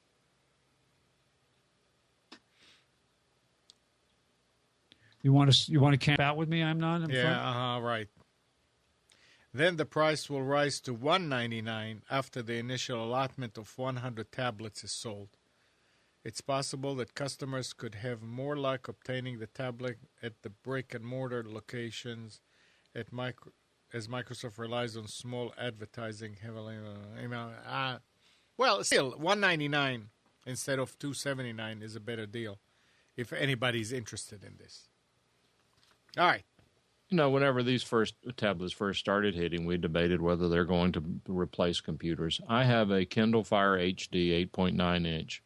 I really like it. I use it for certain things, but I do not even use it every week. It is not replacing any of my other digital devices. If anything, it's replacing my printing out documents. I will send a PDF to it instead of printing out a 20-page PDF document, read it on there. So, on a completely different matter, I'm debating this response I got. I had a situation a number of years ago where a friend of mine who was in politics, who was totally non-technical,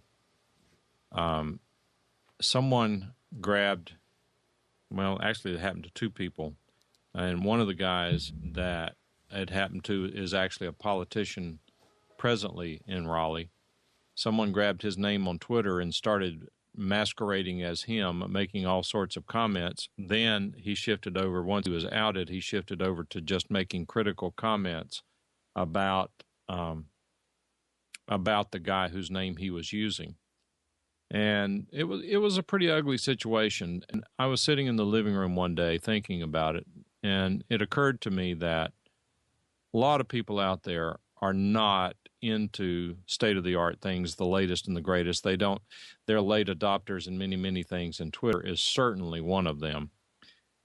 I started looking around and just randomly registering all of the Twitter names that I could find. I mean, it's just some silly ones that these people, they might not even have their own website with their name. So there's stars or public figures or what have you. And then I would randomly contact these people and say, here's your name. I don't know if you want it. If you do, tell me and I'll send you the password to it. Then all you have to do is change the password. You now control it. Even if you don't want to use it, you might want to consider holding on to it for the future, or at least to keep it out of the hands of someone who doesn't need it. And there's a guy I registered. The guy is tangentially involved in politics. He's in the entertainment business. I had spoken to this guy by phone 7-8 years ago, and I just heard something he did, and I registered his name.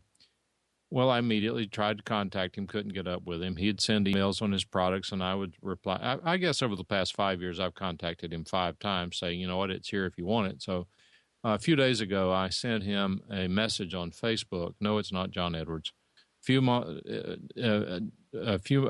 this guy a message on Facebook, because you can now message anyone on their auxiliary messages. And I told him once again, I said, I've tried to contact you. It's here. If you want it, just let me know, and I'll be glad to send it to you. And his response, get this response: sorry, don't care a thing about twittering, not a twit. They have no idea what they have no idea what you're talking about. Probably he's got to know. No. He's got to know. He said he's not interested, so he does know. He's got to know. Now, well, that's fine. That's perfectly fine. I get that. But what does that say to you about the business judgment of someone who would not try to protect his brand when you can do that for free? Yep. And you've got someone extending a major courtesy to you, and you don't even have the courtesy to take advantage of it? I think you should put it on eBay. You can't do that. You cannot sell a Twitter name. Not that they know about. Yeah. I mean, I don't Put it care. on eBay. If he doesn't care, I don't care. We were talking about patent trolls. Hey, I hate to see people abuse things like that. Offer it to his competitor. He doesn't have a competitor. Oh, jeez. However, he has major critics. This guy is a political commentator. Interesting. I mean, Good. Give it to one of his critics. That'll show him. Well, I mean, I could do that. I mean, that would be very, very easy to do. But why would I want to do that? The fact that he has there's nothing wrong with that. No. You should do it so this guy understands, wow, I really screwed up. Well, no, Mike, I would never do that. Mike, since it doesn't cost any money to keep it, I would keep it, and I think the guy is going to wake up. Well, we'll see. I responded to him. I said, okay, I'll hold on to it. If you ever change your mind, I'll probably still have it. All you have to do is ask. That's it. Several people I know in politics like you had their names grabbed by hate groups who use them to harass them. If you control your name, even if you don't use it, you prevent this from happening. Right. Perfect. End of story. Yep. Leave and the I ball. understand. I mean, a lot of these guys, they get hit up by people right and left, and they may think I'm trying to sell it to them or trying to extort them or some nonsense, but they ought to at least ask the question. Yeah. It's so sad that so many people are so unaccustomed to somebody doing something nice for them with no strings attached. It happens a lot lately. I know. And you can't really blame them, but you can. Anyway, next. Streaming services are ailing Pandora, the giant of its class and the survivor at 13 years old, is waging an ugly war to pay artists and labels less in order to stay afloat. Spotify, in spite of 6 million paid users and 18 million subscribers, who its workforce I'm skipping a line there. 18 million subscribers who humor some ads in their stream, has yet to turn a profit. Rhapsody axed 15% of its workforce right as Apple's iTunes Radio hit the scene. On-demand competitor RDIO just opted for layoffs too in order to move into a scalable business model. Did no one wonder about that business model bit in the beginning? Meanwhile, Turntable.fm, a comparatively tiny competitor with what should have been viral DNA, just pulled the plug on its virtual jam sessions this week. And it just might be the canary in the coal mine. This is amazing. You never think about these things. You know, Spotify, Pandora, I mean, you hear it everywhere. And they're in big trouble. Is Apple going to be the only one? Well, I don't know. You may not believe this, Amnon, but these licensing entities are getting very aggressive with people playing their music. Yeah, I don't know about that.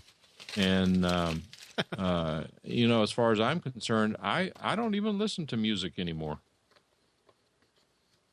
I grew up in the music business, but I'm done with it. It's just like pay television. I'm not going to pay to watch this crap they have on television. I mean, you have to subscribe to cable to get a decent antenna service, but we buy the minimum package with the digital channels. And I just don't need that much entertainment. I don't go to the movies.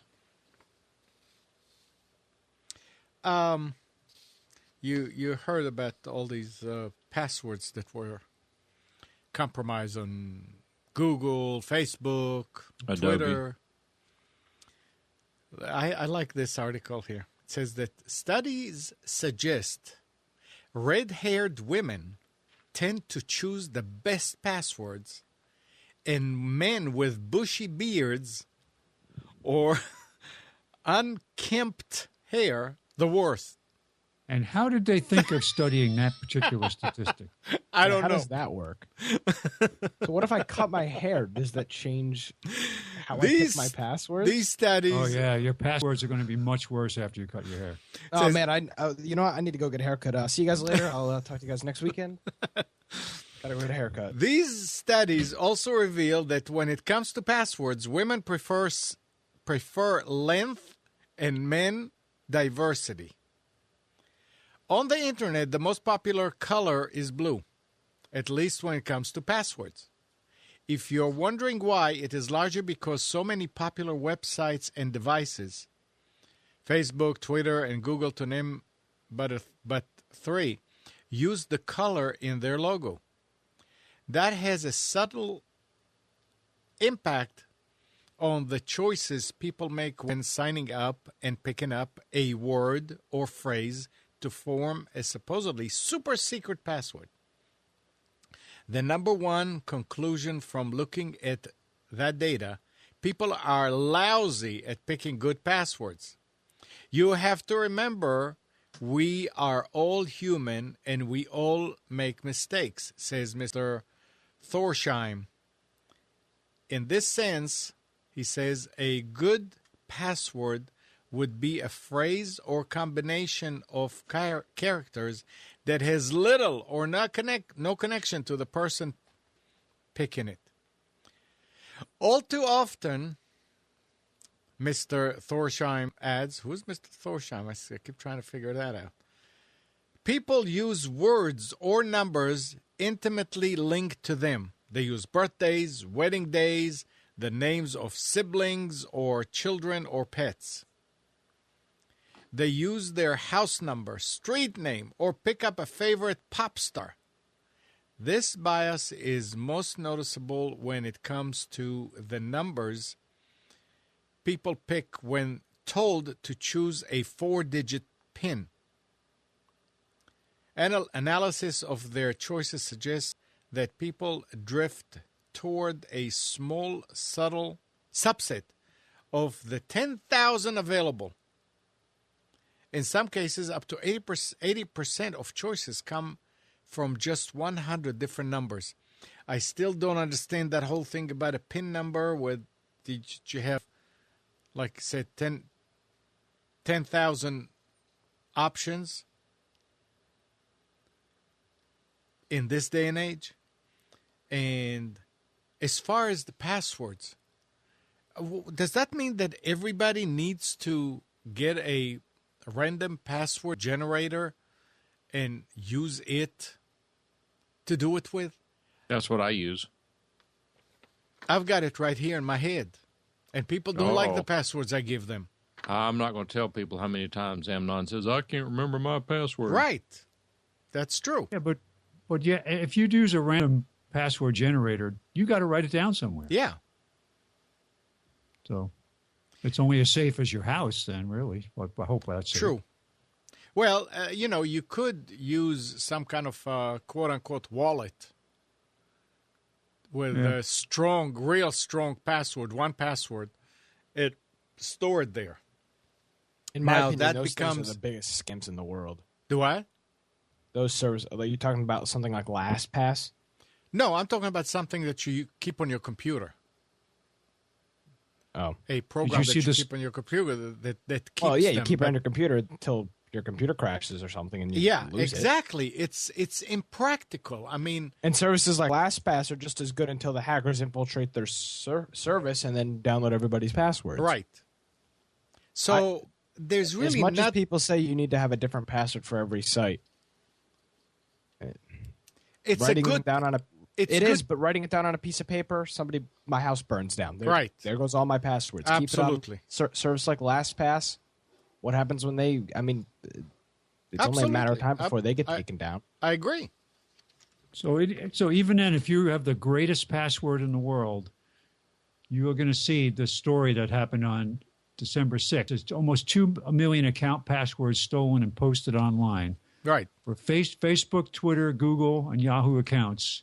It's because of malware was installed somewhere and captured the information and now it's published. So you could have a 64-character password with random numbers, and it doesn't matter because somebody got it.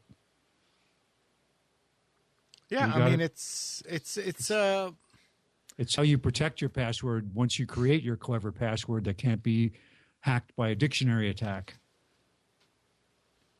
And he also said one of the biggest issues is that people tend to use the same password on multiple sites and devices, so that once they get one, they say, okay, let's find this person and try to use that one because they're probably using the same one right at other places. Mike, you were saying? How many accounts out there really, if they get hacked, how many of those accounts is your life going to change forever?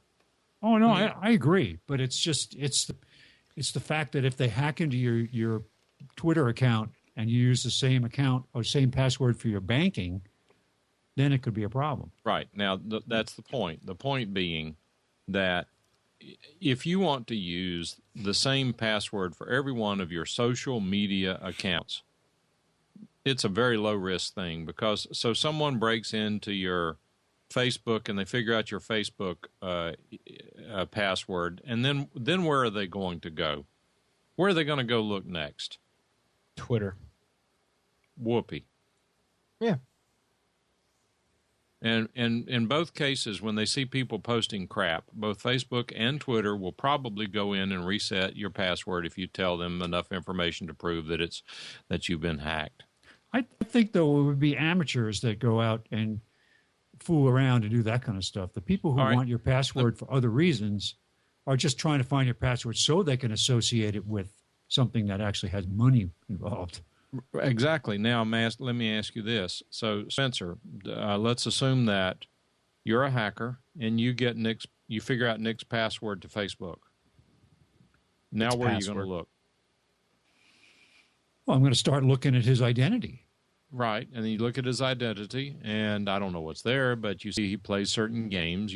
He uses the same password, let's say, in some of these online games, or you're going to go look at his PayPal account, and no one would ever use the same password on a money account that you use on a social media account. So that's going to be a dead end. I don't believe even Obama voters would do that. It's debatable. Well, maybe, but. I mean, I reuse some passwords for social media. For example, I participate in some online forums with regard to some interests I have. One is broadcasting, and if I participate in 3 forums or fora for broadcasting, I don't use the same password in those 3 because they know each other and they know about those forums and they would see me there. But I might use the same online password for broadcasting that I use for some woodworking, for example. And again, if any of those accounts is hacked into and I never again get access to that account, my life is not going to cease to happen. Right. I don't know. I don't think I'm good with my passwords. But it's just, I think no matter how much precaution, how much security you put into it, at the end of the day, you could still end up getting screwed. So, I don't know. It's interesting. You had one password that you couldn't remember that messed up, didn't it? No. I thought that thing with the Bitcoin. I didn't know the address. It had nothing to do with the password. Oh. Donovan says he uses LastPass, and he trusts as much as one can trust a service like that. Exactly right. As much as someone can trust a service like that. Who knows what's going to happen? I mean, why the heck would somebody want to hack into Adobe's site? To get passwords. Well, Adobe's because it's major companies that are using Adobe. For what? What? My Adobe Forum account password has been acquired by a hacker. What's it going to do? Log in and post hate stuff? The point is that when you break into a place like that, you're standing a chance to gain 2, 5, 10 million identities. And then, what with it? And then you can go and see if they're using the same passwords for, the bottom line is it's all for financial gain. Obviously, no question about that. So if they get 10 million and they find 500,000, or let's say they find 50,000 that use the same thing on their PayPal or their bank or whatever, they must have a way to do it. They're not doing it just for the fun of it. I understand, Amnon, but you have to. If I hack into Adobe.com and I get Amnon Nissan's password, yeah. Then the next step is I have to connect that with something else that Amnon does that means something. I know. I think you guys are way overcomplicating this. All right, I don't think these people are hacking into Adobe to actually get user information. What are they getting? Setting this precedent that Adobe can be compromised in all user information. Like you said, Mike, what the hell are they going to do? Post Photoshop. How do they gain? Sucks. What do they gain? Is it just Is it just for ego, or are they gaining? I think in these underground forums, hey, look at me, I compromised Adobe. But more than that, if Adobe can get compromised, who says a site like LastPass can't get compromised? But But how does what did the hacker gain by saying if Adobe can? What makes you think that? Oh, it's all ego. Okay, so it is, in your opinion, it's all ego. Okay. If you've ever browsed these underground hacker forums, it's just everybody. You take credit for what you did. You gain a lot of credit if you can be part of the team that cracked Adobe Form or whatever Adobe service was compromised. That's worth a lot. The people will gain a lot of respect for you. That's all it is the whole ego thing. But what? So someone has my Adobe password. Not going to do anything with it. Of course they're not. And again, no. When I got the 2 or 3 different notices from Adobe that they'd been hacked and I needed to change my password, I didn't bother. I mean, I would almost put my password here. What do I care? What are they going to do? Log in and post Photoshop sucks or it's too complicated? And if it happens, it happens. Most of those I post anonymously anyway and rarely go back to them. But, I mean, I'm not in favor of somebody hacking anybody's server and getting passwords. But, I mean, I hate to say it this way because I may be guilty of this someplace and I may end up having to eat these words. But anyone who uses the same password in a financial site that uses it on online social media is asking for trouble. Change it, write it. If you don't use but 2 passwords, make sure that you separate social media like Facebook from financial, like your bank. If you use the same password for multiple financial institutions, again, you're asking for trouble. Because if someone hacks into your state employees credit union account and they go in there and see that you're transferring funds over to First Citizens Bank, then they're going to try to figure out who you are at First Citizens Bank and hack in there too. And then what about your credit card account? They can log in and see that you make payments to Chase Visa. Then they're going to try to hack it. So I mean, that would be stupid to use the same account for multiple. But there are ways around it. I mean, even if you, for example, if you want to use the same password, even a difficult one like 1VZTWQ, and then for Facebook you put FA because you're going to use the first 2 letters of the website's URL just to distinguish it. So it's FA for Facebook, and then you put in there TW for Twitter. I mean, even something to distinguish. It's actually a really good idea. I know it is. I've done that. I've done that for a while, where I create a passphrase and then I add my own little tweak at the end, depending on the site. That's pretty cool. I'd actually never thought about that. Well, you have to keep it to like 2 letters because some websites only have 2 letters. Or you have to come up with something like you're going to use 3 letters, and if they only have 2, the last letter will be a Z or something like that. See, Texan is saying in chat that he doesn't think it's ego anymore. But I just can't think of another reason why somebody would go and compromise the Adobe user forms. Well, Mike, he ought to tell us. Why don't you... Mike, why don't you call Myers. If this was like, look, I hacked PayPal, right? That's one thing. You've got funds there. But Adobe customer forms, it's literally tutorials and people complaining that they didn't get a Photoshop update or it's blue screening their computer. It could be. That's literally the whole forms. Think of it this way. It could be part of a training program. Here's the recommended things you need to do to get your street creds on hacking. Oh, I've hacked this, and this. It might be. Maybe it's not ego. Maybe it's just a resume thing. I don't know. I don't think that's the place. That's not the place you're going to compromise if it wasn't ego. There's nothing there. It doesn't matter that there's nothing there. It's the fact that they learn how to do it. Yeah, maybe. It's just I did it. I'm learning what seems like a harmless place to go and do it. But I'm learning and getting experience and trying these tools out to see if they work. If I download these cracker tools off from some website and I learn how to use them, I'm just learning. I'm just like it's like here's my. I went to Black Hat Hacker School and here's my homework assignment. Yeah. So hey, Mike. I'll say Black Hat in front of Gary. Hello. Hey, Mike. So, I mean, sadly, and it's what happens is people only have one password. My family is a great example. So, I can scare them because I see this stuff every day. I mean, working in security all day, and my mom has one password. If you got her password on Adobe, you would be able to log into anything else she has.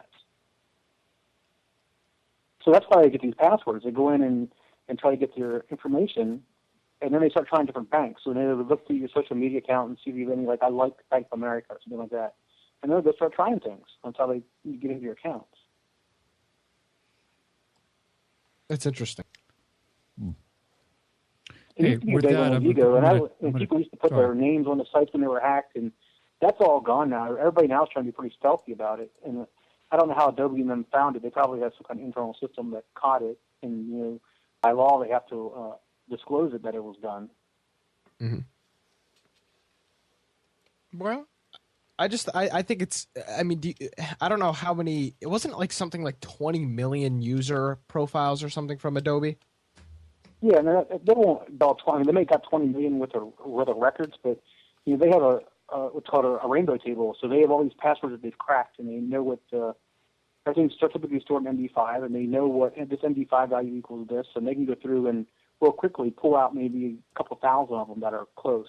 Then they can go in and get in the account. So the 20 million, your information was stolen. Unless you have a real simple password, it probably won't get used. But that's what they're going through and trying to find people that have the word password as their password or something like that. Okay. Yeah, Notice because that they didn't get hired to do it by some competitor. Yeah. Pink.net hired them. Yeah. Hey, with that, I'm going to take off. where are you going? Spence. I got a list of things to do that I hope to get accomplished today. A lot of running around. By the way, Spencer, your guy needs a website. My guy? Oh, I MC. know. Yeah. Actually, Get that's Nick one of to the set things him I have up to do one. today. Get Nick to set him up a WordPress site. I'm actually stopping over there today to go over outstanding jobs and he's gotten some yard signs and now a sign for his car. He's got a Facebook. Definitely needs a website. He needs, because I gave him as a reference a website this morning, and I had to link people to his Facebook page. Yeah, that's about it. I know. Yep. Even just a simple one-page landing page with a domain name is anything better than a Facebook page, because it's just, I don't think the credibility is there with Facebook. Like, oh, I'm a business, but I only have a Facebook page. Yeah, I agree. All right, well, have a pleasant week. Stay warm. See ya. Stay cool, depending on the weather. Have a good weekend. All right, see ya. Take care, Spence. Bye. All right. We're going to this parade of homes downtown Raleigh today. My wife went yesterday, and the lines were so long they could not hang around. Is that magazine? I don't think it's a magazine. They do a parade of homes here where people put their homes on display. They charge a fee for you to go through the homes as a fundraiser. And she bought the tickets, and the lines were an hour or more long yesterday. If they're that long today, we're not going to do it. Yeah, because we have a friend that did that as well. Oh no, there's one in Albany called Parade of Homes as well. It's a different thing though. So no, I don't know that it's a magazine. That may have been where it came from. I'm just not sure. Yeah.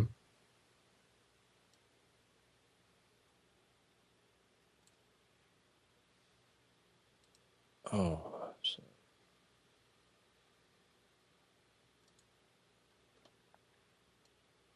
In fact, that'll be pretty much busy today. Mike, you still there? As far as I know, I am. Why? Hey. Oh, you're talking about the other Mike. I'm talking to Mike Myers. I'm trying to figure out what is it.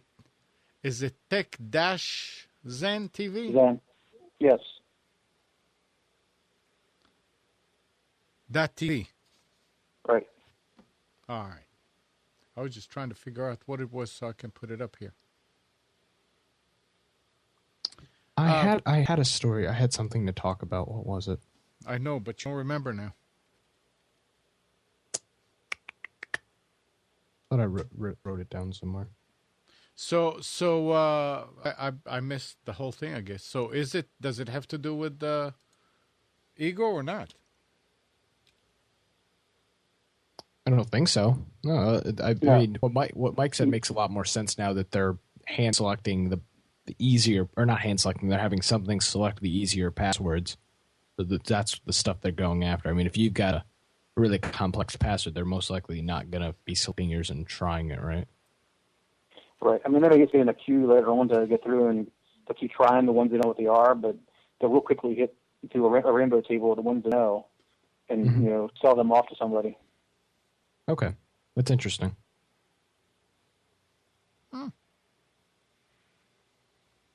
Okay. So it's more of a business now. There's a whole business behind malware, and people people sell malware. You can go on these underground forums and buy the malware, and then you can pay somebody else to distribute it for you. They have a network of distribution. They can pay, maybe it's $1,000 for a day's worth of distribution or something like that. It's pretty crazy.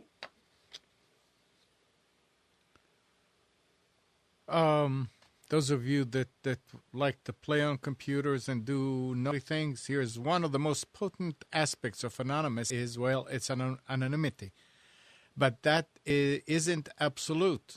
Eric Russell was caught by federal authorities participating in a DDoS attack on a company owned by Koch Industry. For knocking the website offline for 15 minutes, Russell got 2 years of probation and had to pay $183,000 in restitution, which is the amount Koch paid to a security consultant to protect its website after the attack. The worst part is that he said to have admitted that on February 28, 2011, he took part in a denial of service attack for about a minute on a web page of Koch Industry. For 1 minute of trying to knock a website offline. He's stupid. That's the issue. Well, yeah.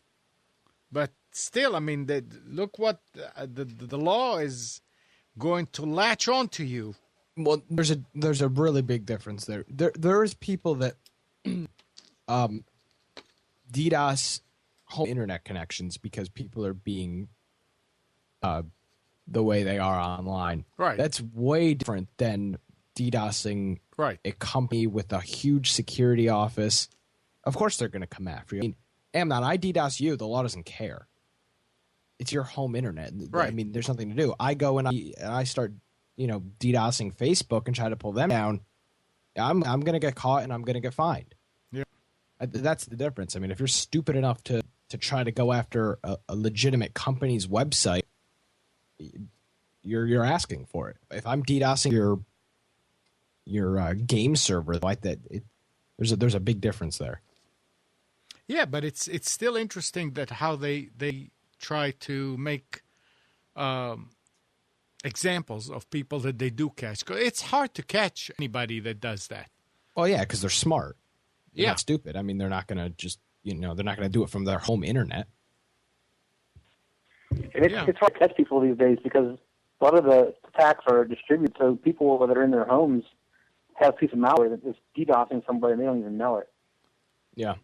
True. Yeah, you may be a part of a DDoS attack and not even know it. Good For point, sure. Mike. By the way, to everybody that's listening, Mike Myers is the owner and operator of TechZen TV. Mike does all kind of shows on his network. Go check his website. tech-zen.tv. Good programs and pictures of Mike sitting in front of a control panel that puts us to shame. It puts your server room behind you to shame, man. Yes. I know he was sitting in front of the brick wall.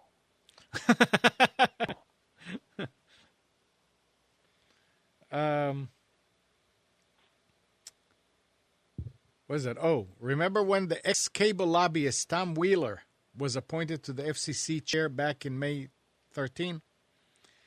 Turns out he's currently gunning for internet service providers to be able to favor some traffic over other traffic. It would set a dangerous precedent, considering the Open Internet Order in 2010 forbade such action if it fell under unreasonable discrimination. The bendy interpretation of the 2010 order is apparently aimed somewhat at Netflix, as Wheeler stated. Netflix might say, I'll pay in order to make sure that my subscriber might receive the best possible transmission of this movie. I guess You're potted up. You might as well end that Blog Talk Radio thing. It's going to do it it's three gone. more times. Yeah. I'll say goodbye now before it hangs up on me. The what? I'll say goodbye now before it hangs up on me. Oh, you can call on Skype too, but we're getting ready to finish up. So next time, Mike, call in on Skype, Computers 2K Voice. Okay. All right. Great. See you guys. See you later, Mike. All right, Mike. Take care. Thanks. See ya. Bye. So I'm gonna end this episode, which didn't do a thing. I guess it's not for Sunday morning.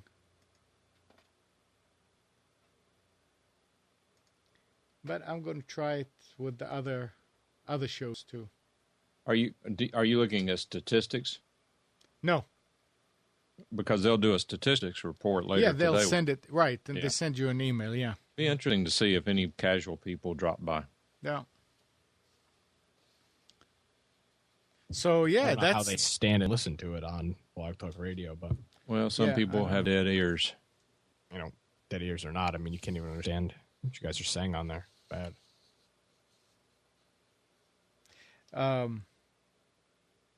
This is interesting about Amazon and collecting tax. Robert Barnes of the Washington Post reports that the U.S. Supreme Court... Can you hear you? I know, I just realized. Has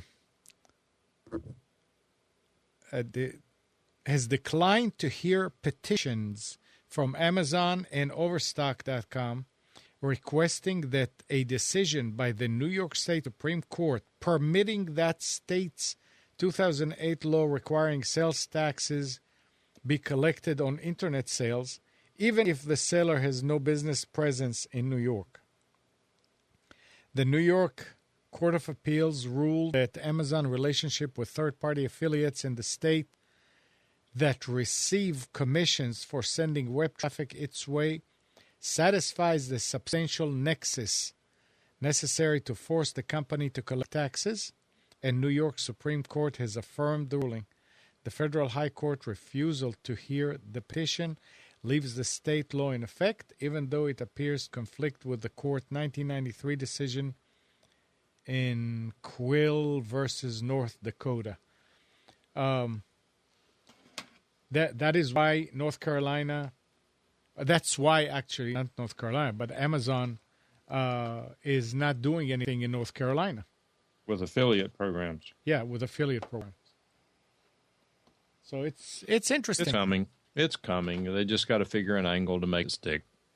It's kind of like John Roberts making up reason to uphold Obamacare. It's government revenues versus the people. Who do you think wins?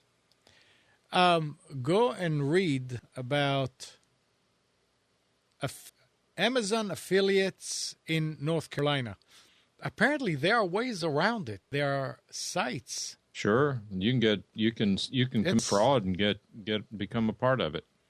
And I mean, the way to it, Amnon, if you want to do it, is to get somebody in another state to set up an account and give you all the information, and you manage that account. But that's deceptive.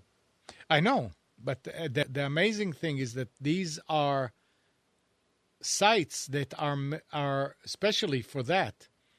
And one of those sites that we're talking about is actually a really high return or commission site from Amazon because they are direct. What do they call them, Nick? I can't remember. But they get high returns, so they give you your due. There are some sites that instead of getting 6, 7, 8%. What do you get normally, Nick? Roughly. It depends on the product. Anywhere between 4 and 8%. Yeah, so they give you less if you're in one of those states. And we are not. North Carolina is not the only state. There's 8 or 9 of them. So it's just interesting that these things, they have a way. But of course, it's fraud. And there are some articles here about how the PC is dying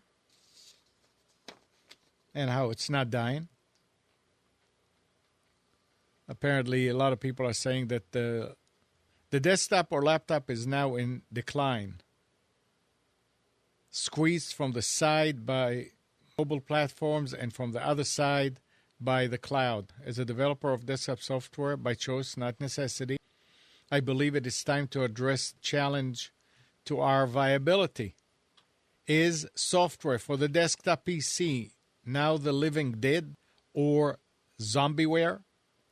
While conceding there is some truth to truism about the death of the desktop, he believes that there is still life in the old desktop dog.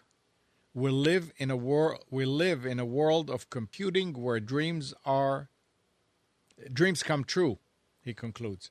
The mainframe bows to the minicomputer. The minicomputer bows to the personal computer.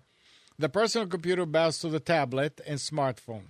It seems as these will soon bow to the smart watch or smart glasses. But at each step along the way, some applications find their best home. And other applications, as well as new applications, find the more convenient and smaller home better. So let's keep our desktop and laptops, our PCs and Macs. They are amazingly good at what they do. I don't see how the PC is going to die. It may decline and decline and decline, but it's not going to go away. Well, until it gets to the point that nobody wants to make them, and God forbid you have to use a Mac. Well, that's a PC. I mean, I think what they're talking about is desktops. I mean, there are still companies today that use mainframes or minis, because it makes more sense to them to do. Yeah. Well, I mean, it remains to be seen. So, yeah. I mean, it's who knows if it is what it is. Is the desktop computer declining in popularity? Absolutely. Yeah. We in our company we have of probably 50 computers, desktop user-based computers. We probably have 5 desktops. The rest are all laptops that have docking stations. And it's which is a desktop. It turns it into a desktop, but it is not by definition a desktop. Yeah. It would not show up in the statistics of desktop computers. It would show up in the statistics of laptop computers. The reason we do that is obviously because we have very sophisticated networking, and I can go anywhere in the world and log in just like I'm sitting at my desk. Yeah. Yeah. All right. I guess that will do it for today. Correct? I'm done. Nick, did you think about what you were to talk about? Nope. No. Must not have been important. Next time, write it down. Yep, will do. Yep.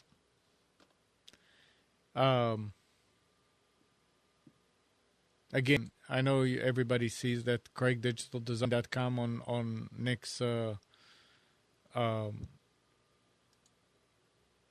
lower third. Nick does WordPress installations, maintenance, Roku apps, Hosting now too. hosting, SEO, Oh yes. and goes to school at the same time. More power to you. Attempt to. It's nice. And Nick just passed his driving test. Yay! Oh boy. Time to waste some money. Freedom. Yeah, people. Yeah, it's people in. Well, we're not going to say where he is. What? They Where? need to Norway? watch out. Oh, yeah. The middle of nowhere, is like Andrew likes to say. My son and his girlfriend got engaged yesterday. Well, congratulations. Yeah. You mean officially? Well, there's no unofficial, is there? Yeah, there is. I mean, you're a girlfriend till you're a fiance. So she is now officially his fiance.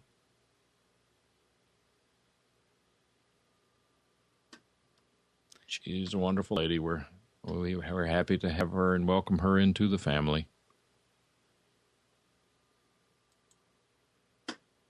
Yep, I'm sure you do. Nice.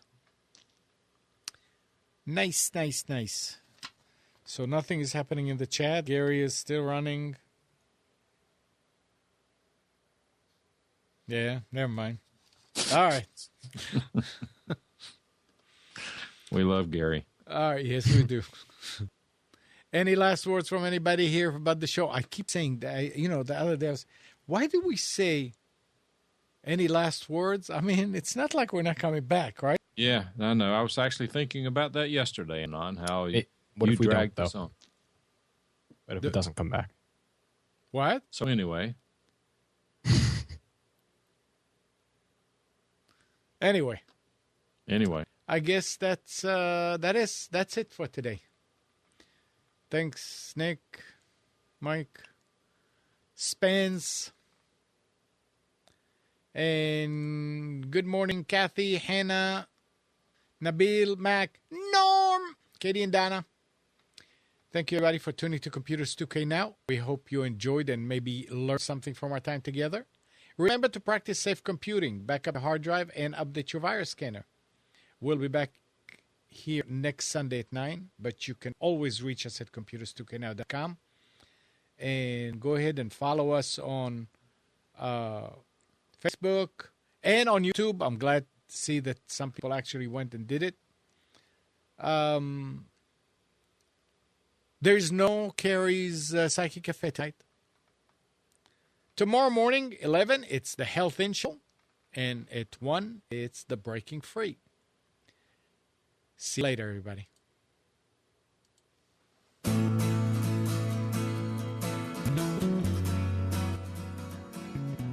You are tuned to the Nissan Communications Network. Our weekly lineup of call-in programs includes Computers 2K Now with Anon Nissan, Sundays, 9 a.m. till noon. Health In with Debbie Bruck, Mondays, 11 a.m. till noon. Breaking Free, Marilyn Shannon, Mondays, 1 till 2 p.m. Lessons of Vietnam with NCVVI members the second and fourth Wednesday of each month from 7:30 till 8:30 p.m. Reawaken Your Brilliance with Julie Seibert, Wednesdays, 9 till 10 p.m. And if you tuned in too late, you can always watch each program in its entirety or download an MP3 audio file of it at www.nissancommunications.com. Sponsored by ThatBitBlasterGuy.com, CarolinaApparel.com, and DeltaForce.net.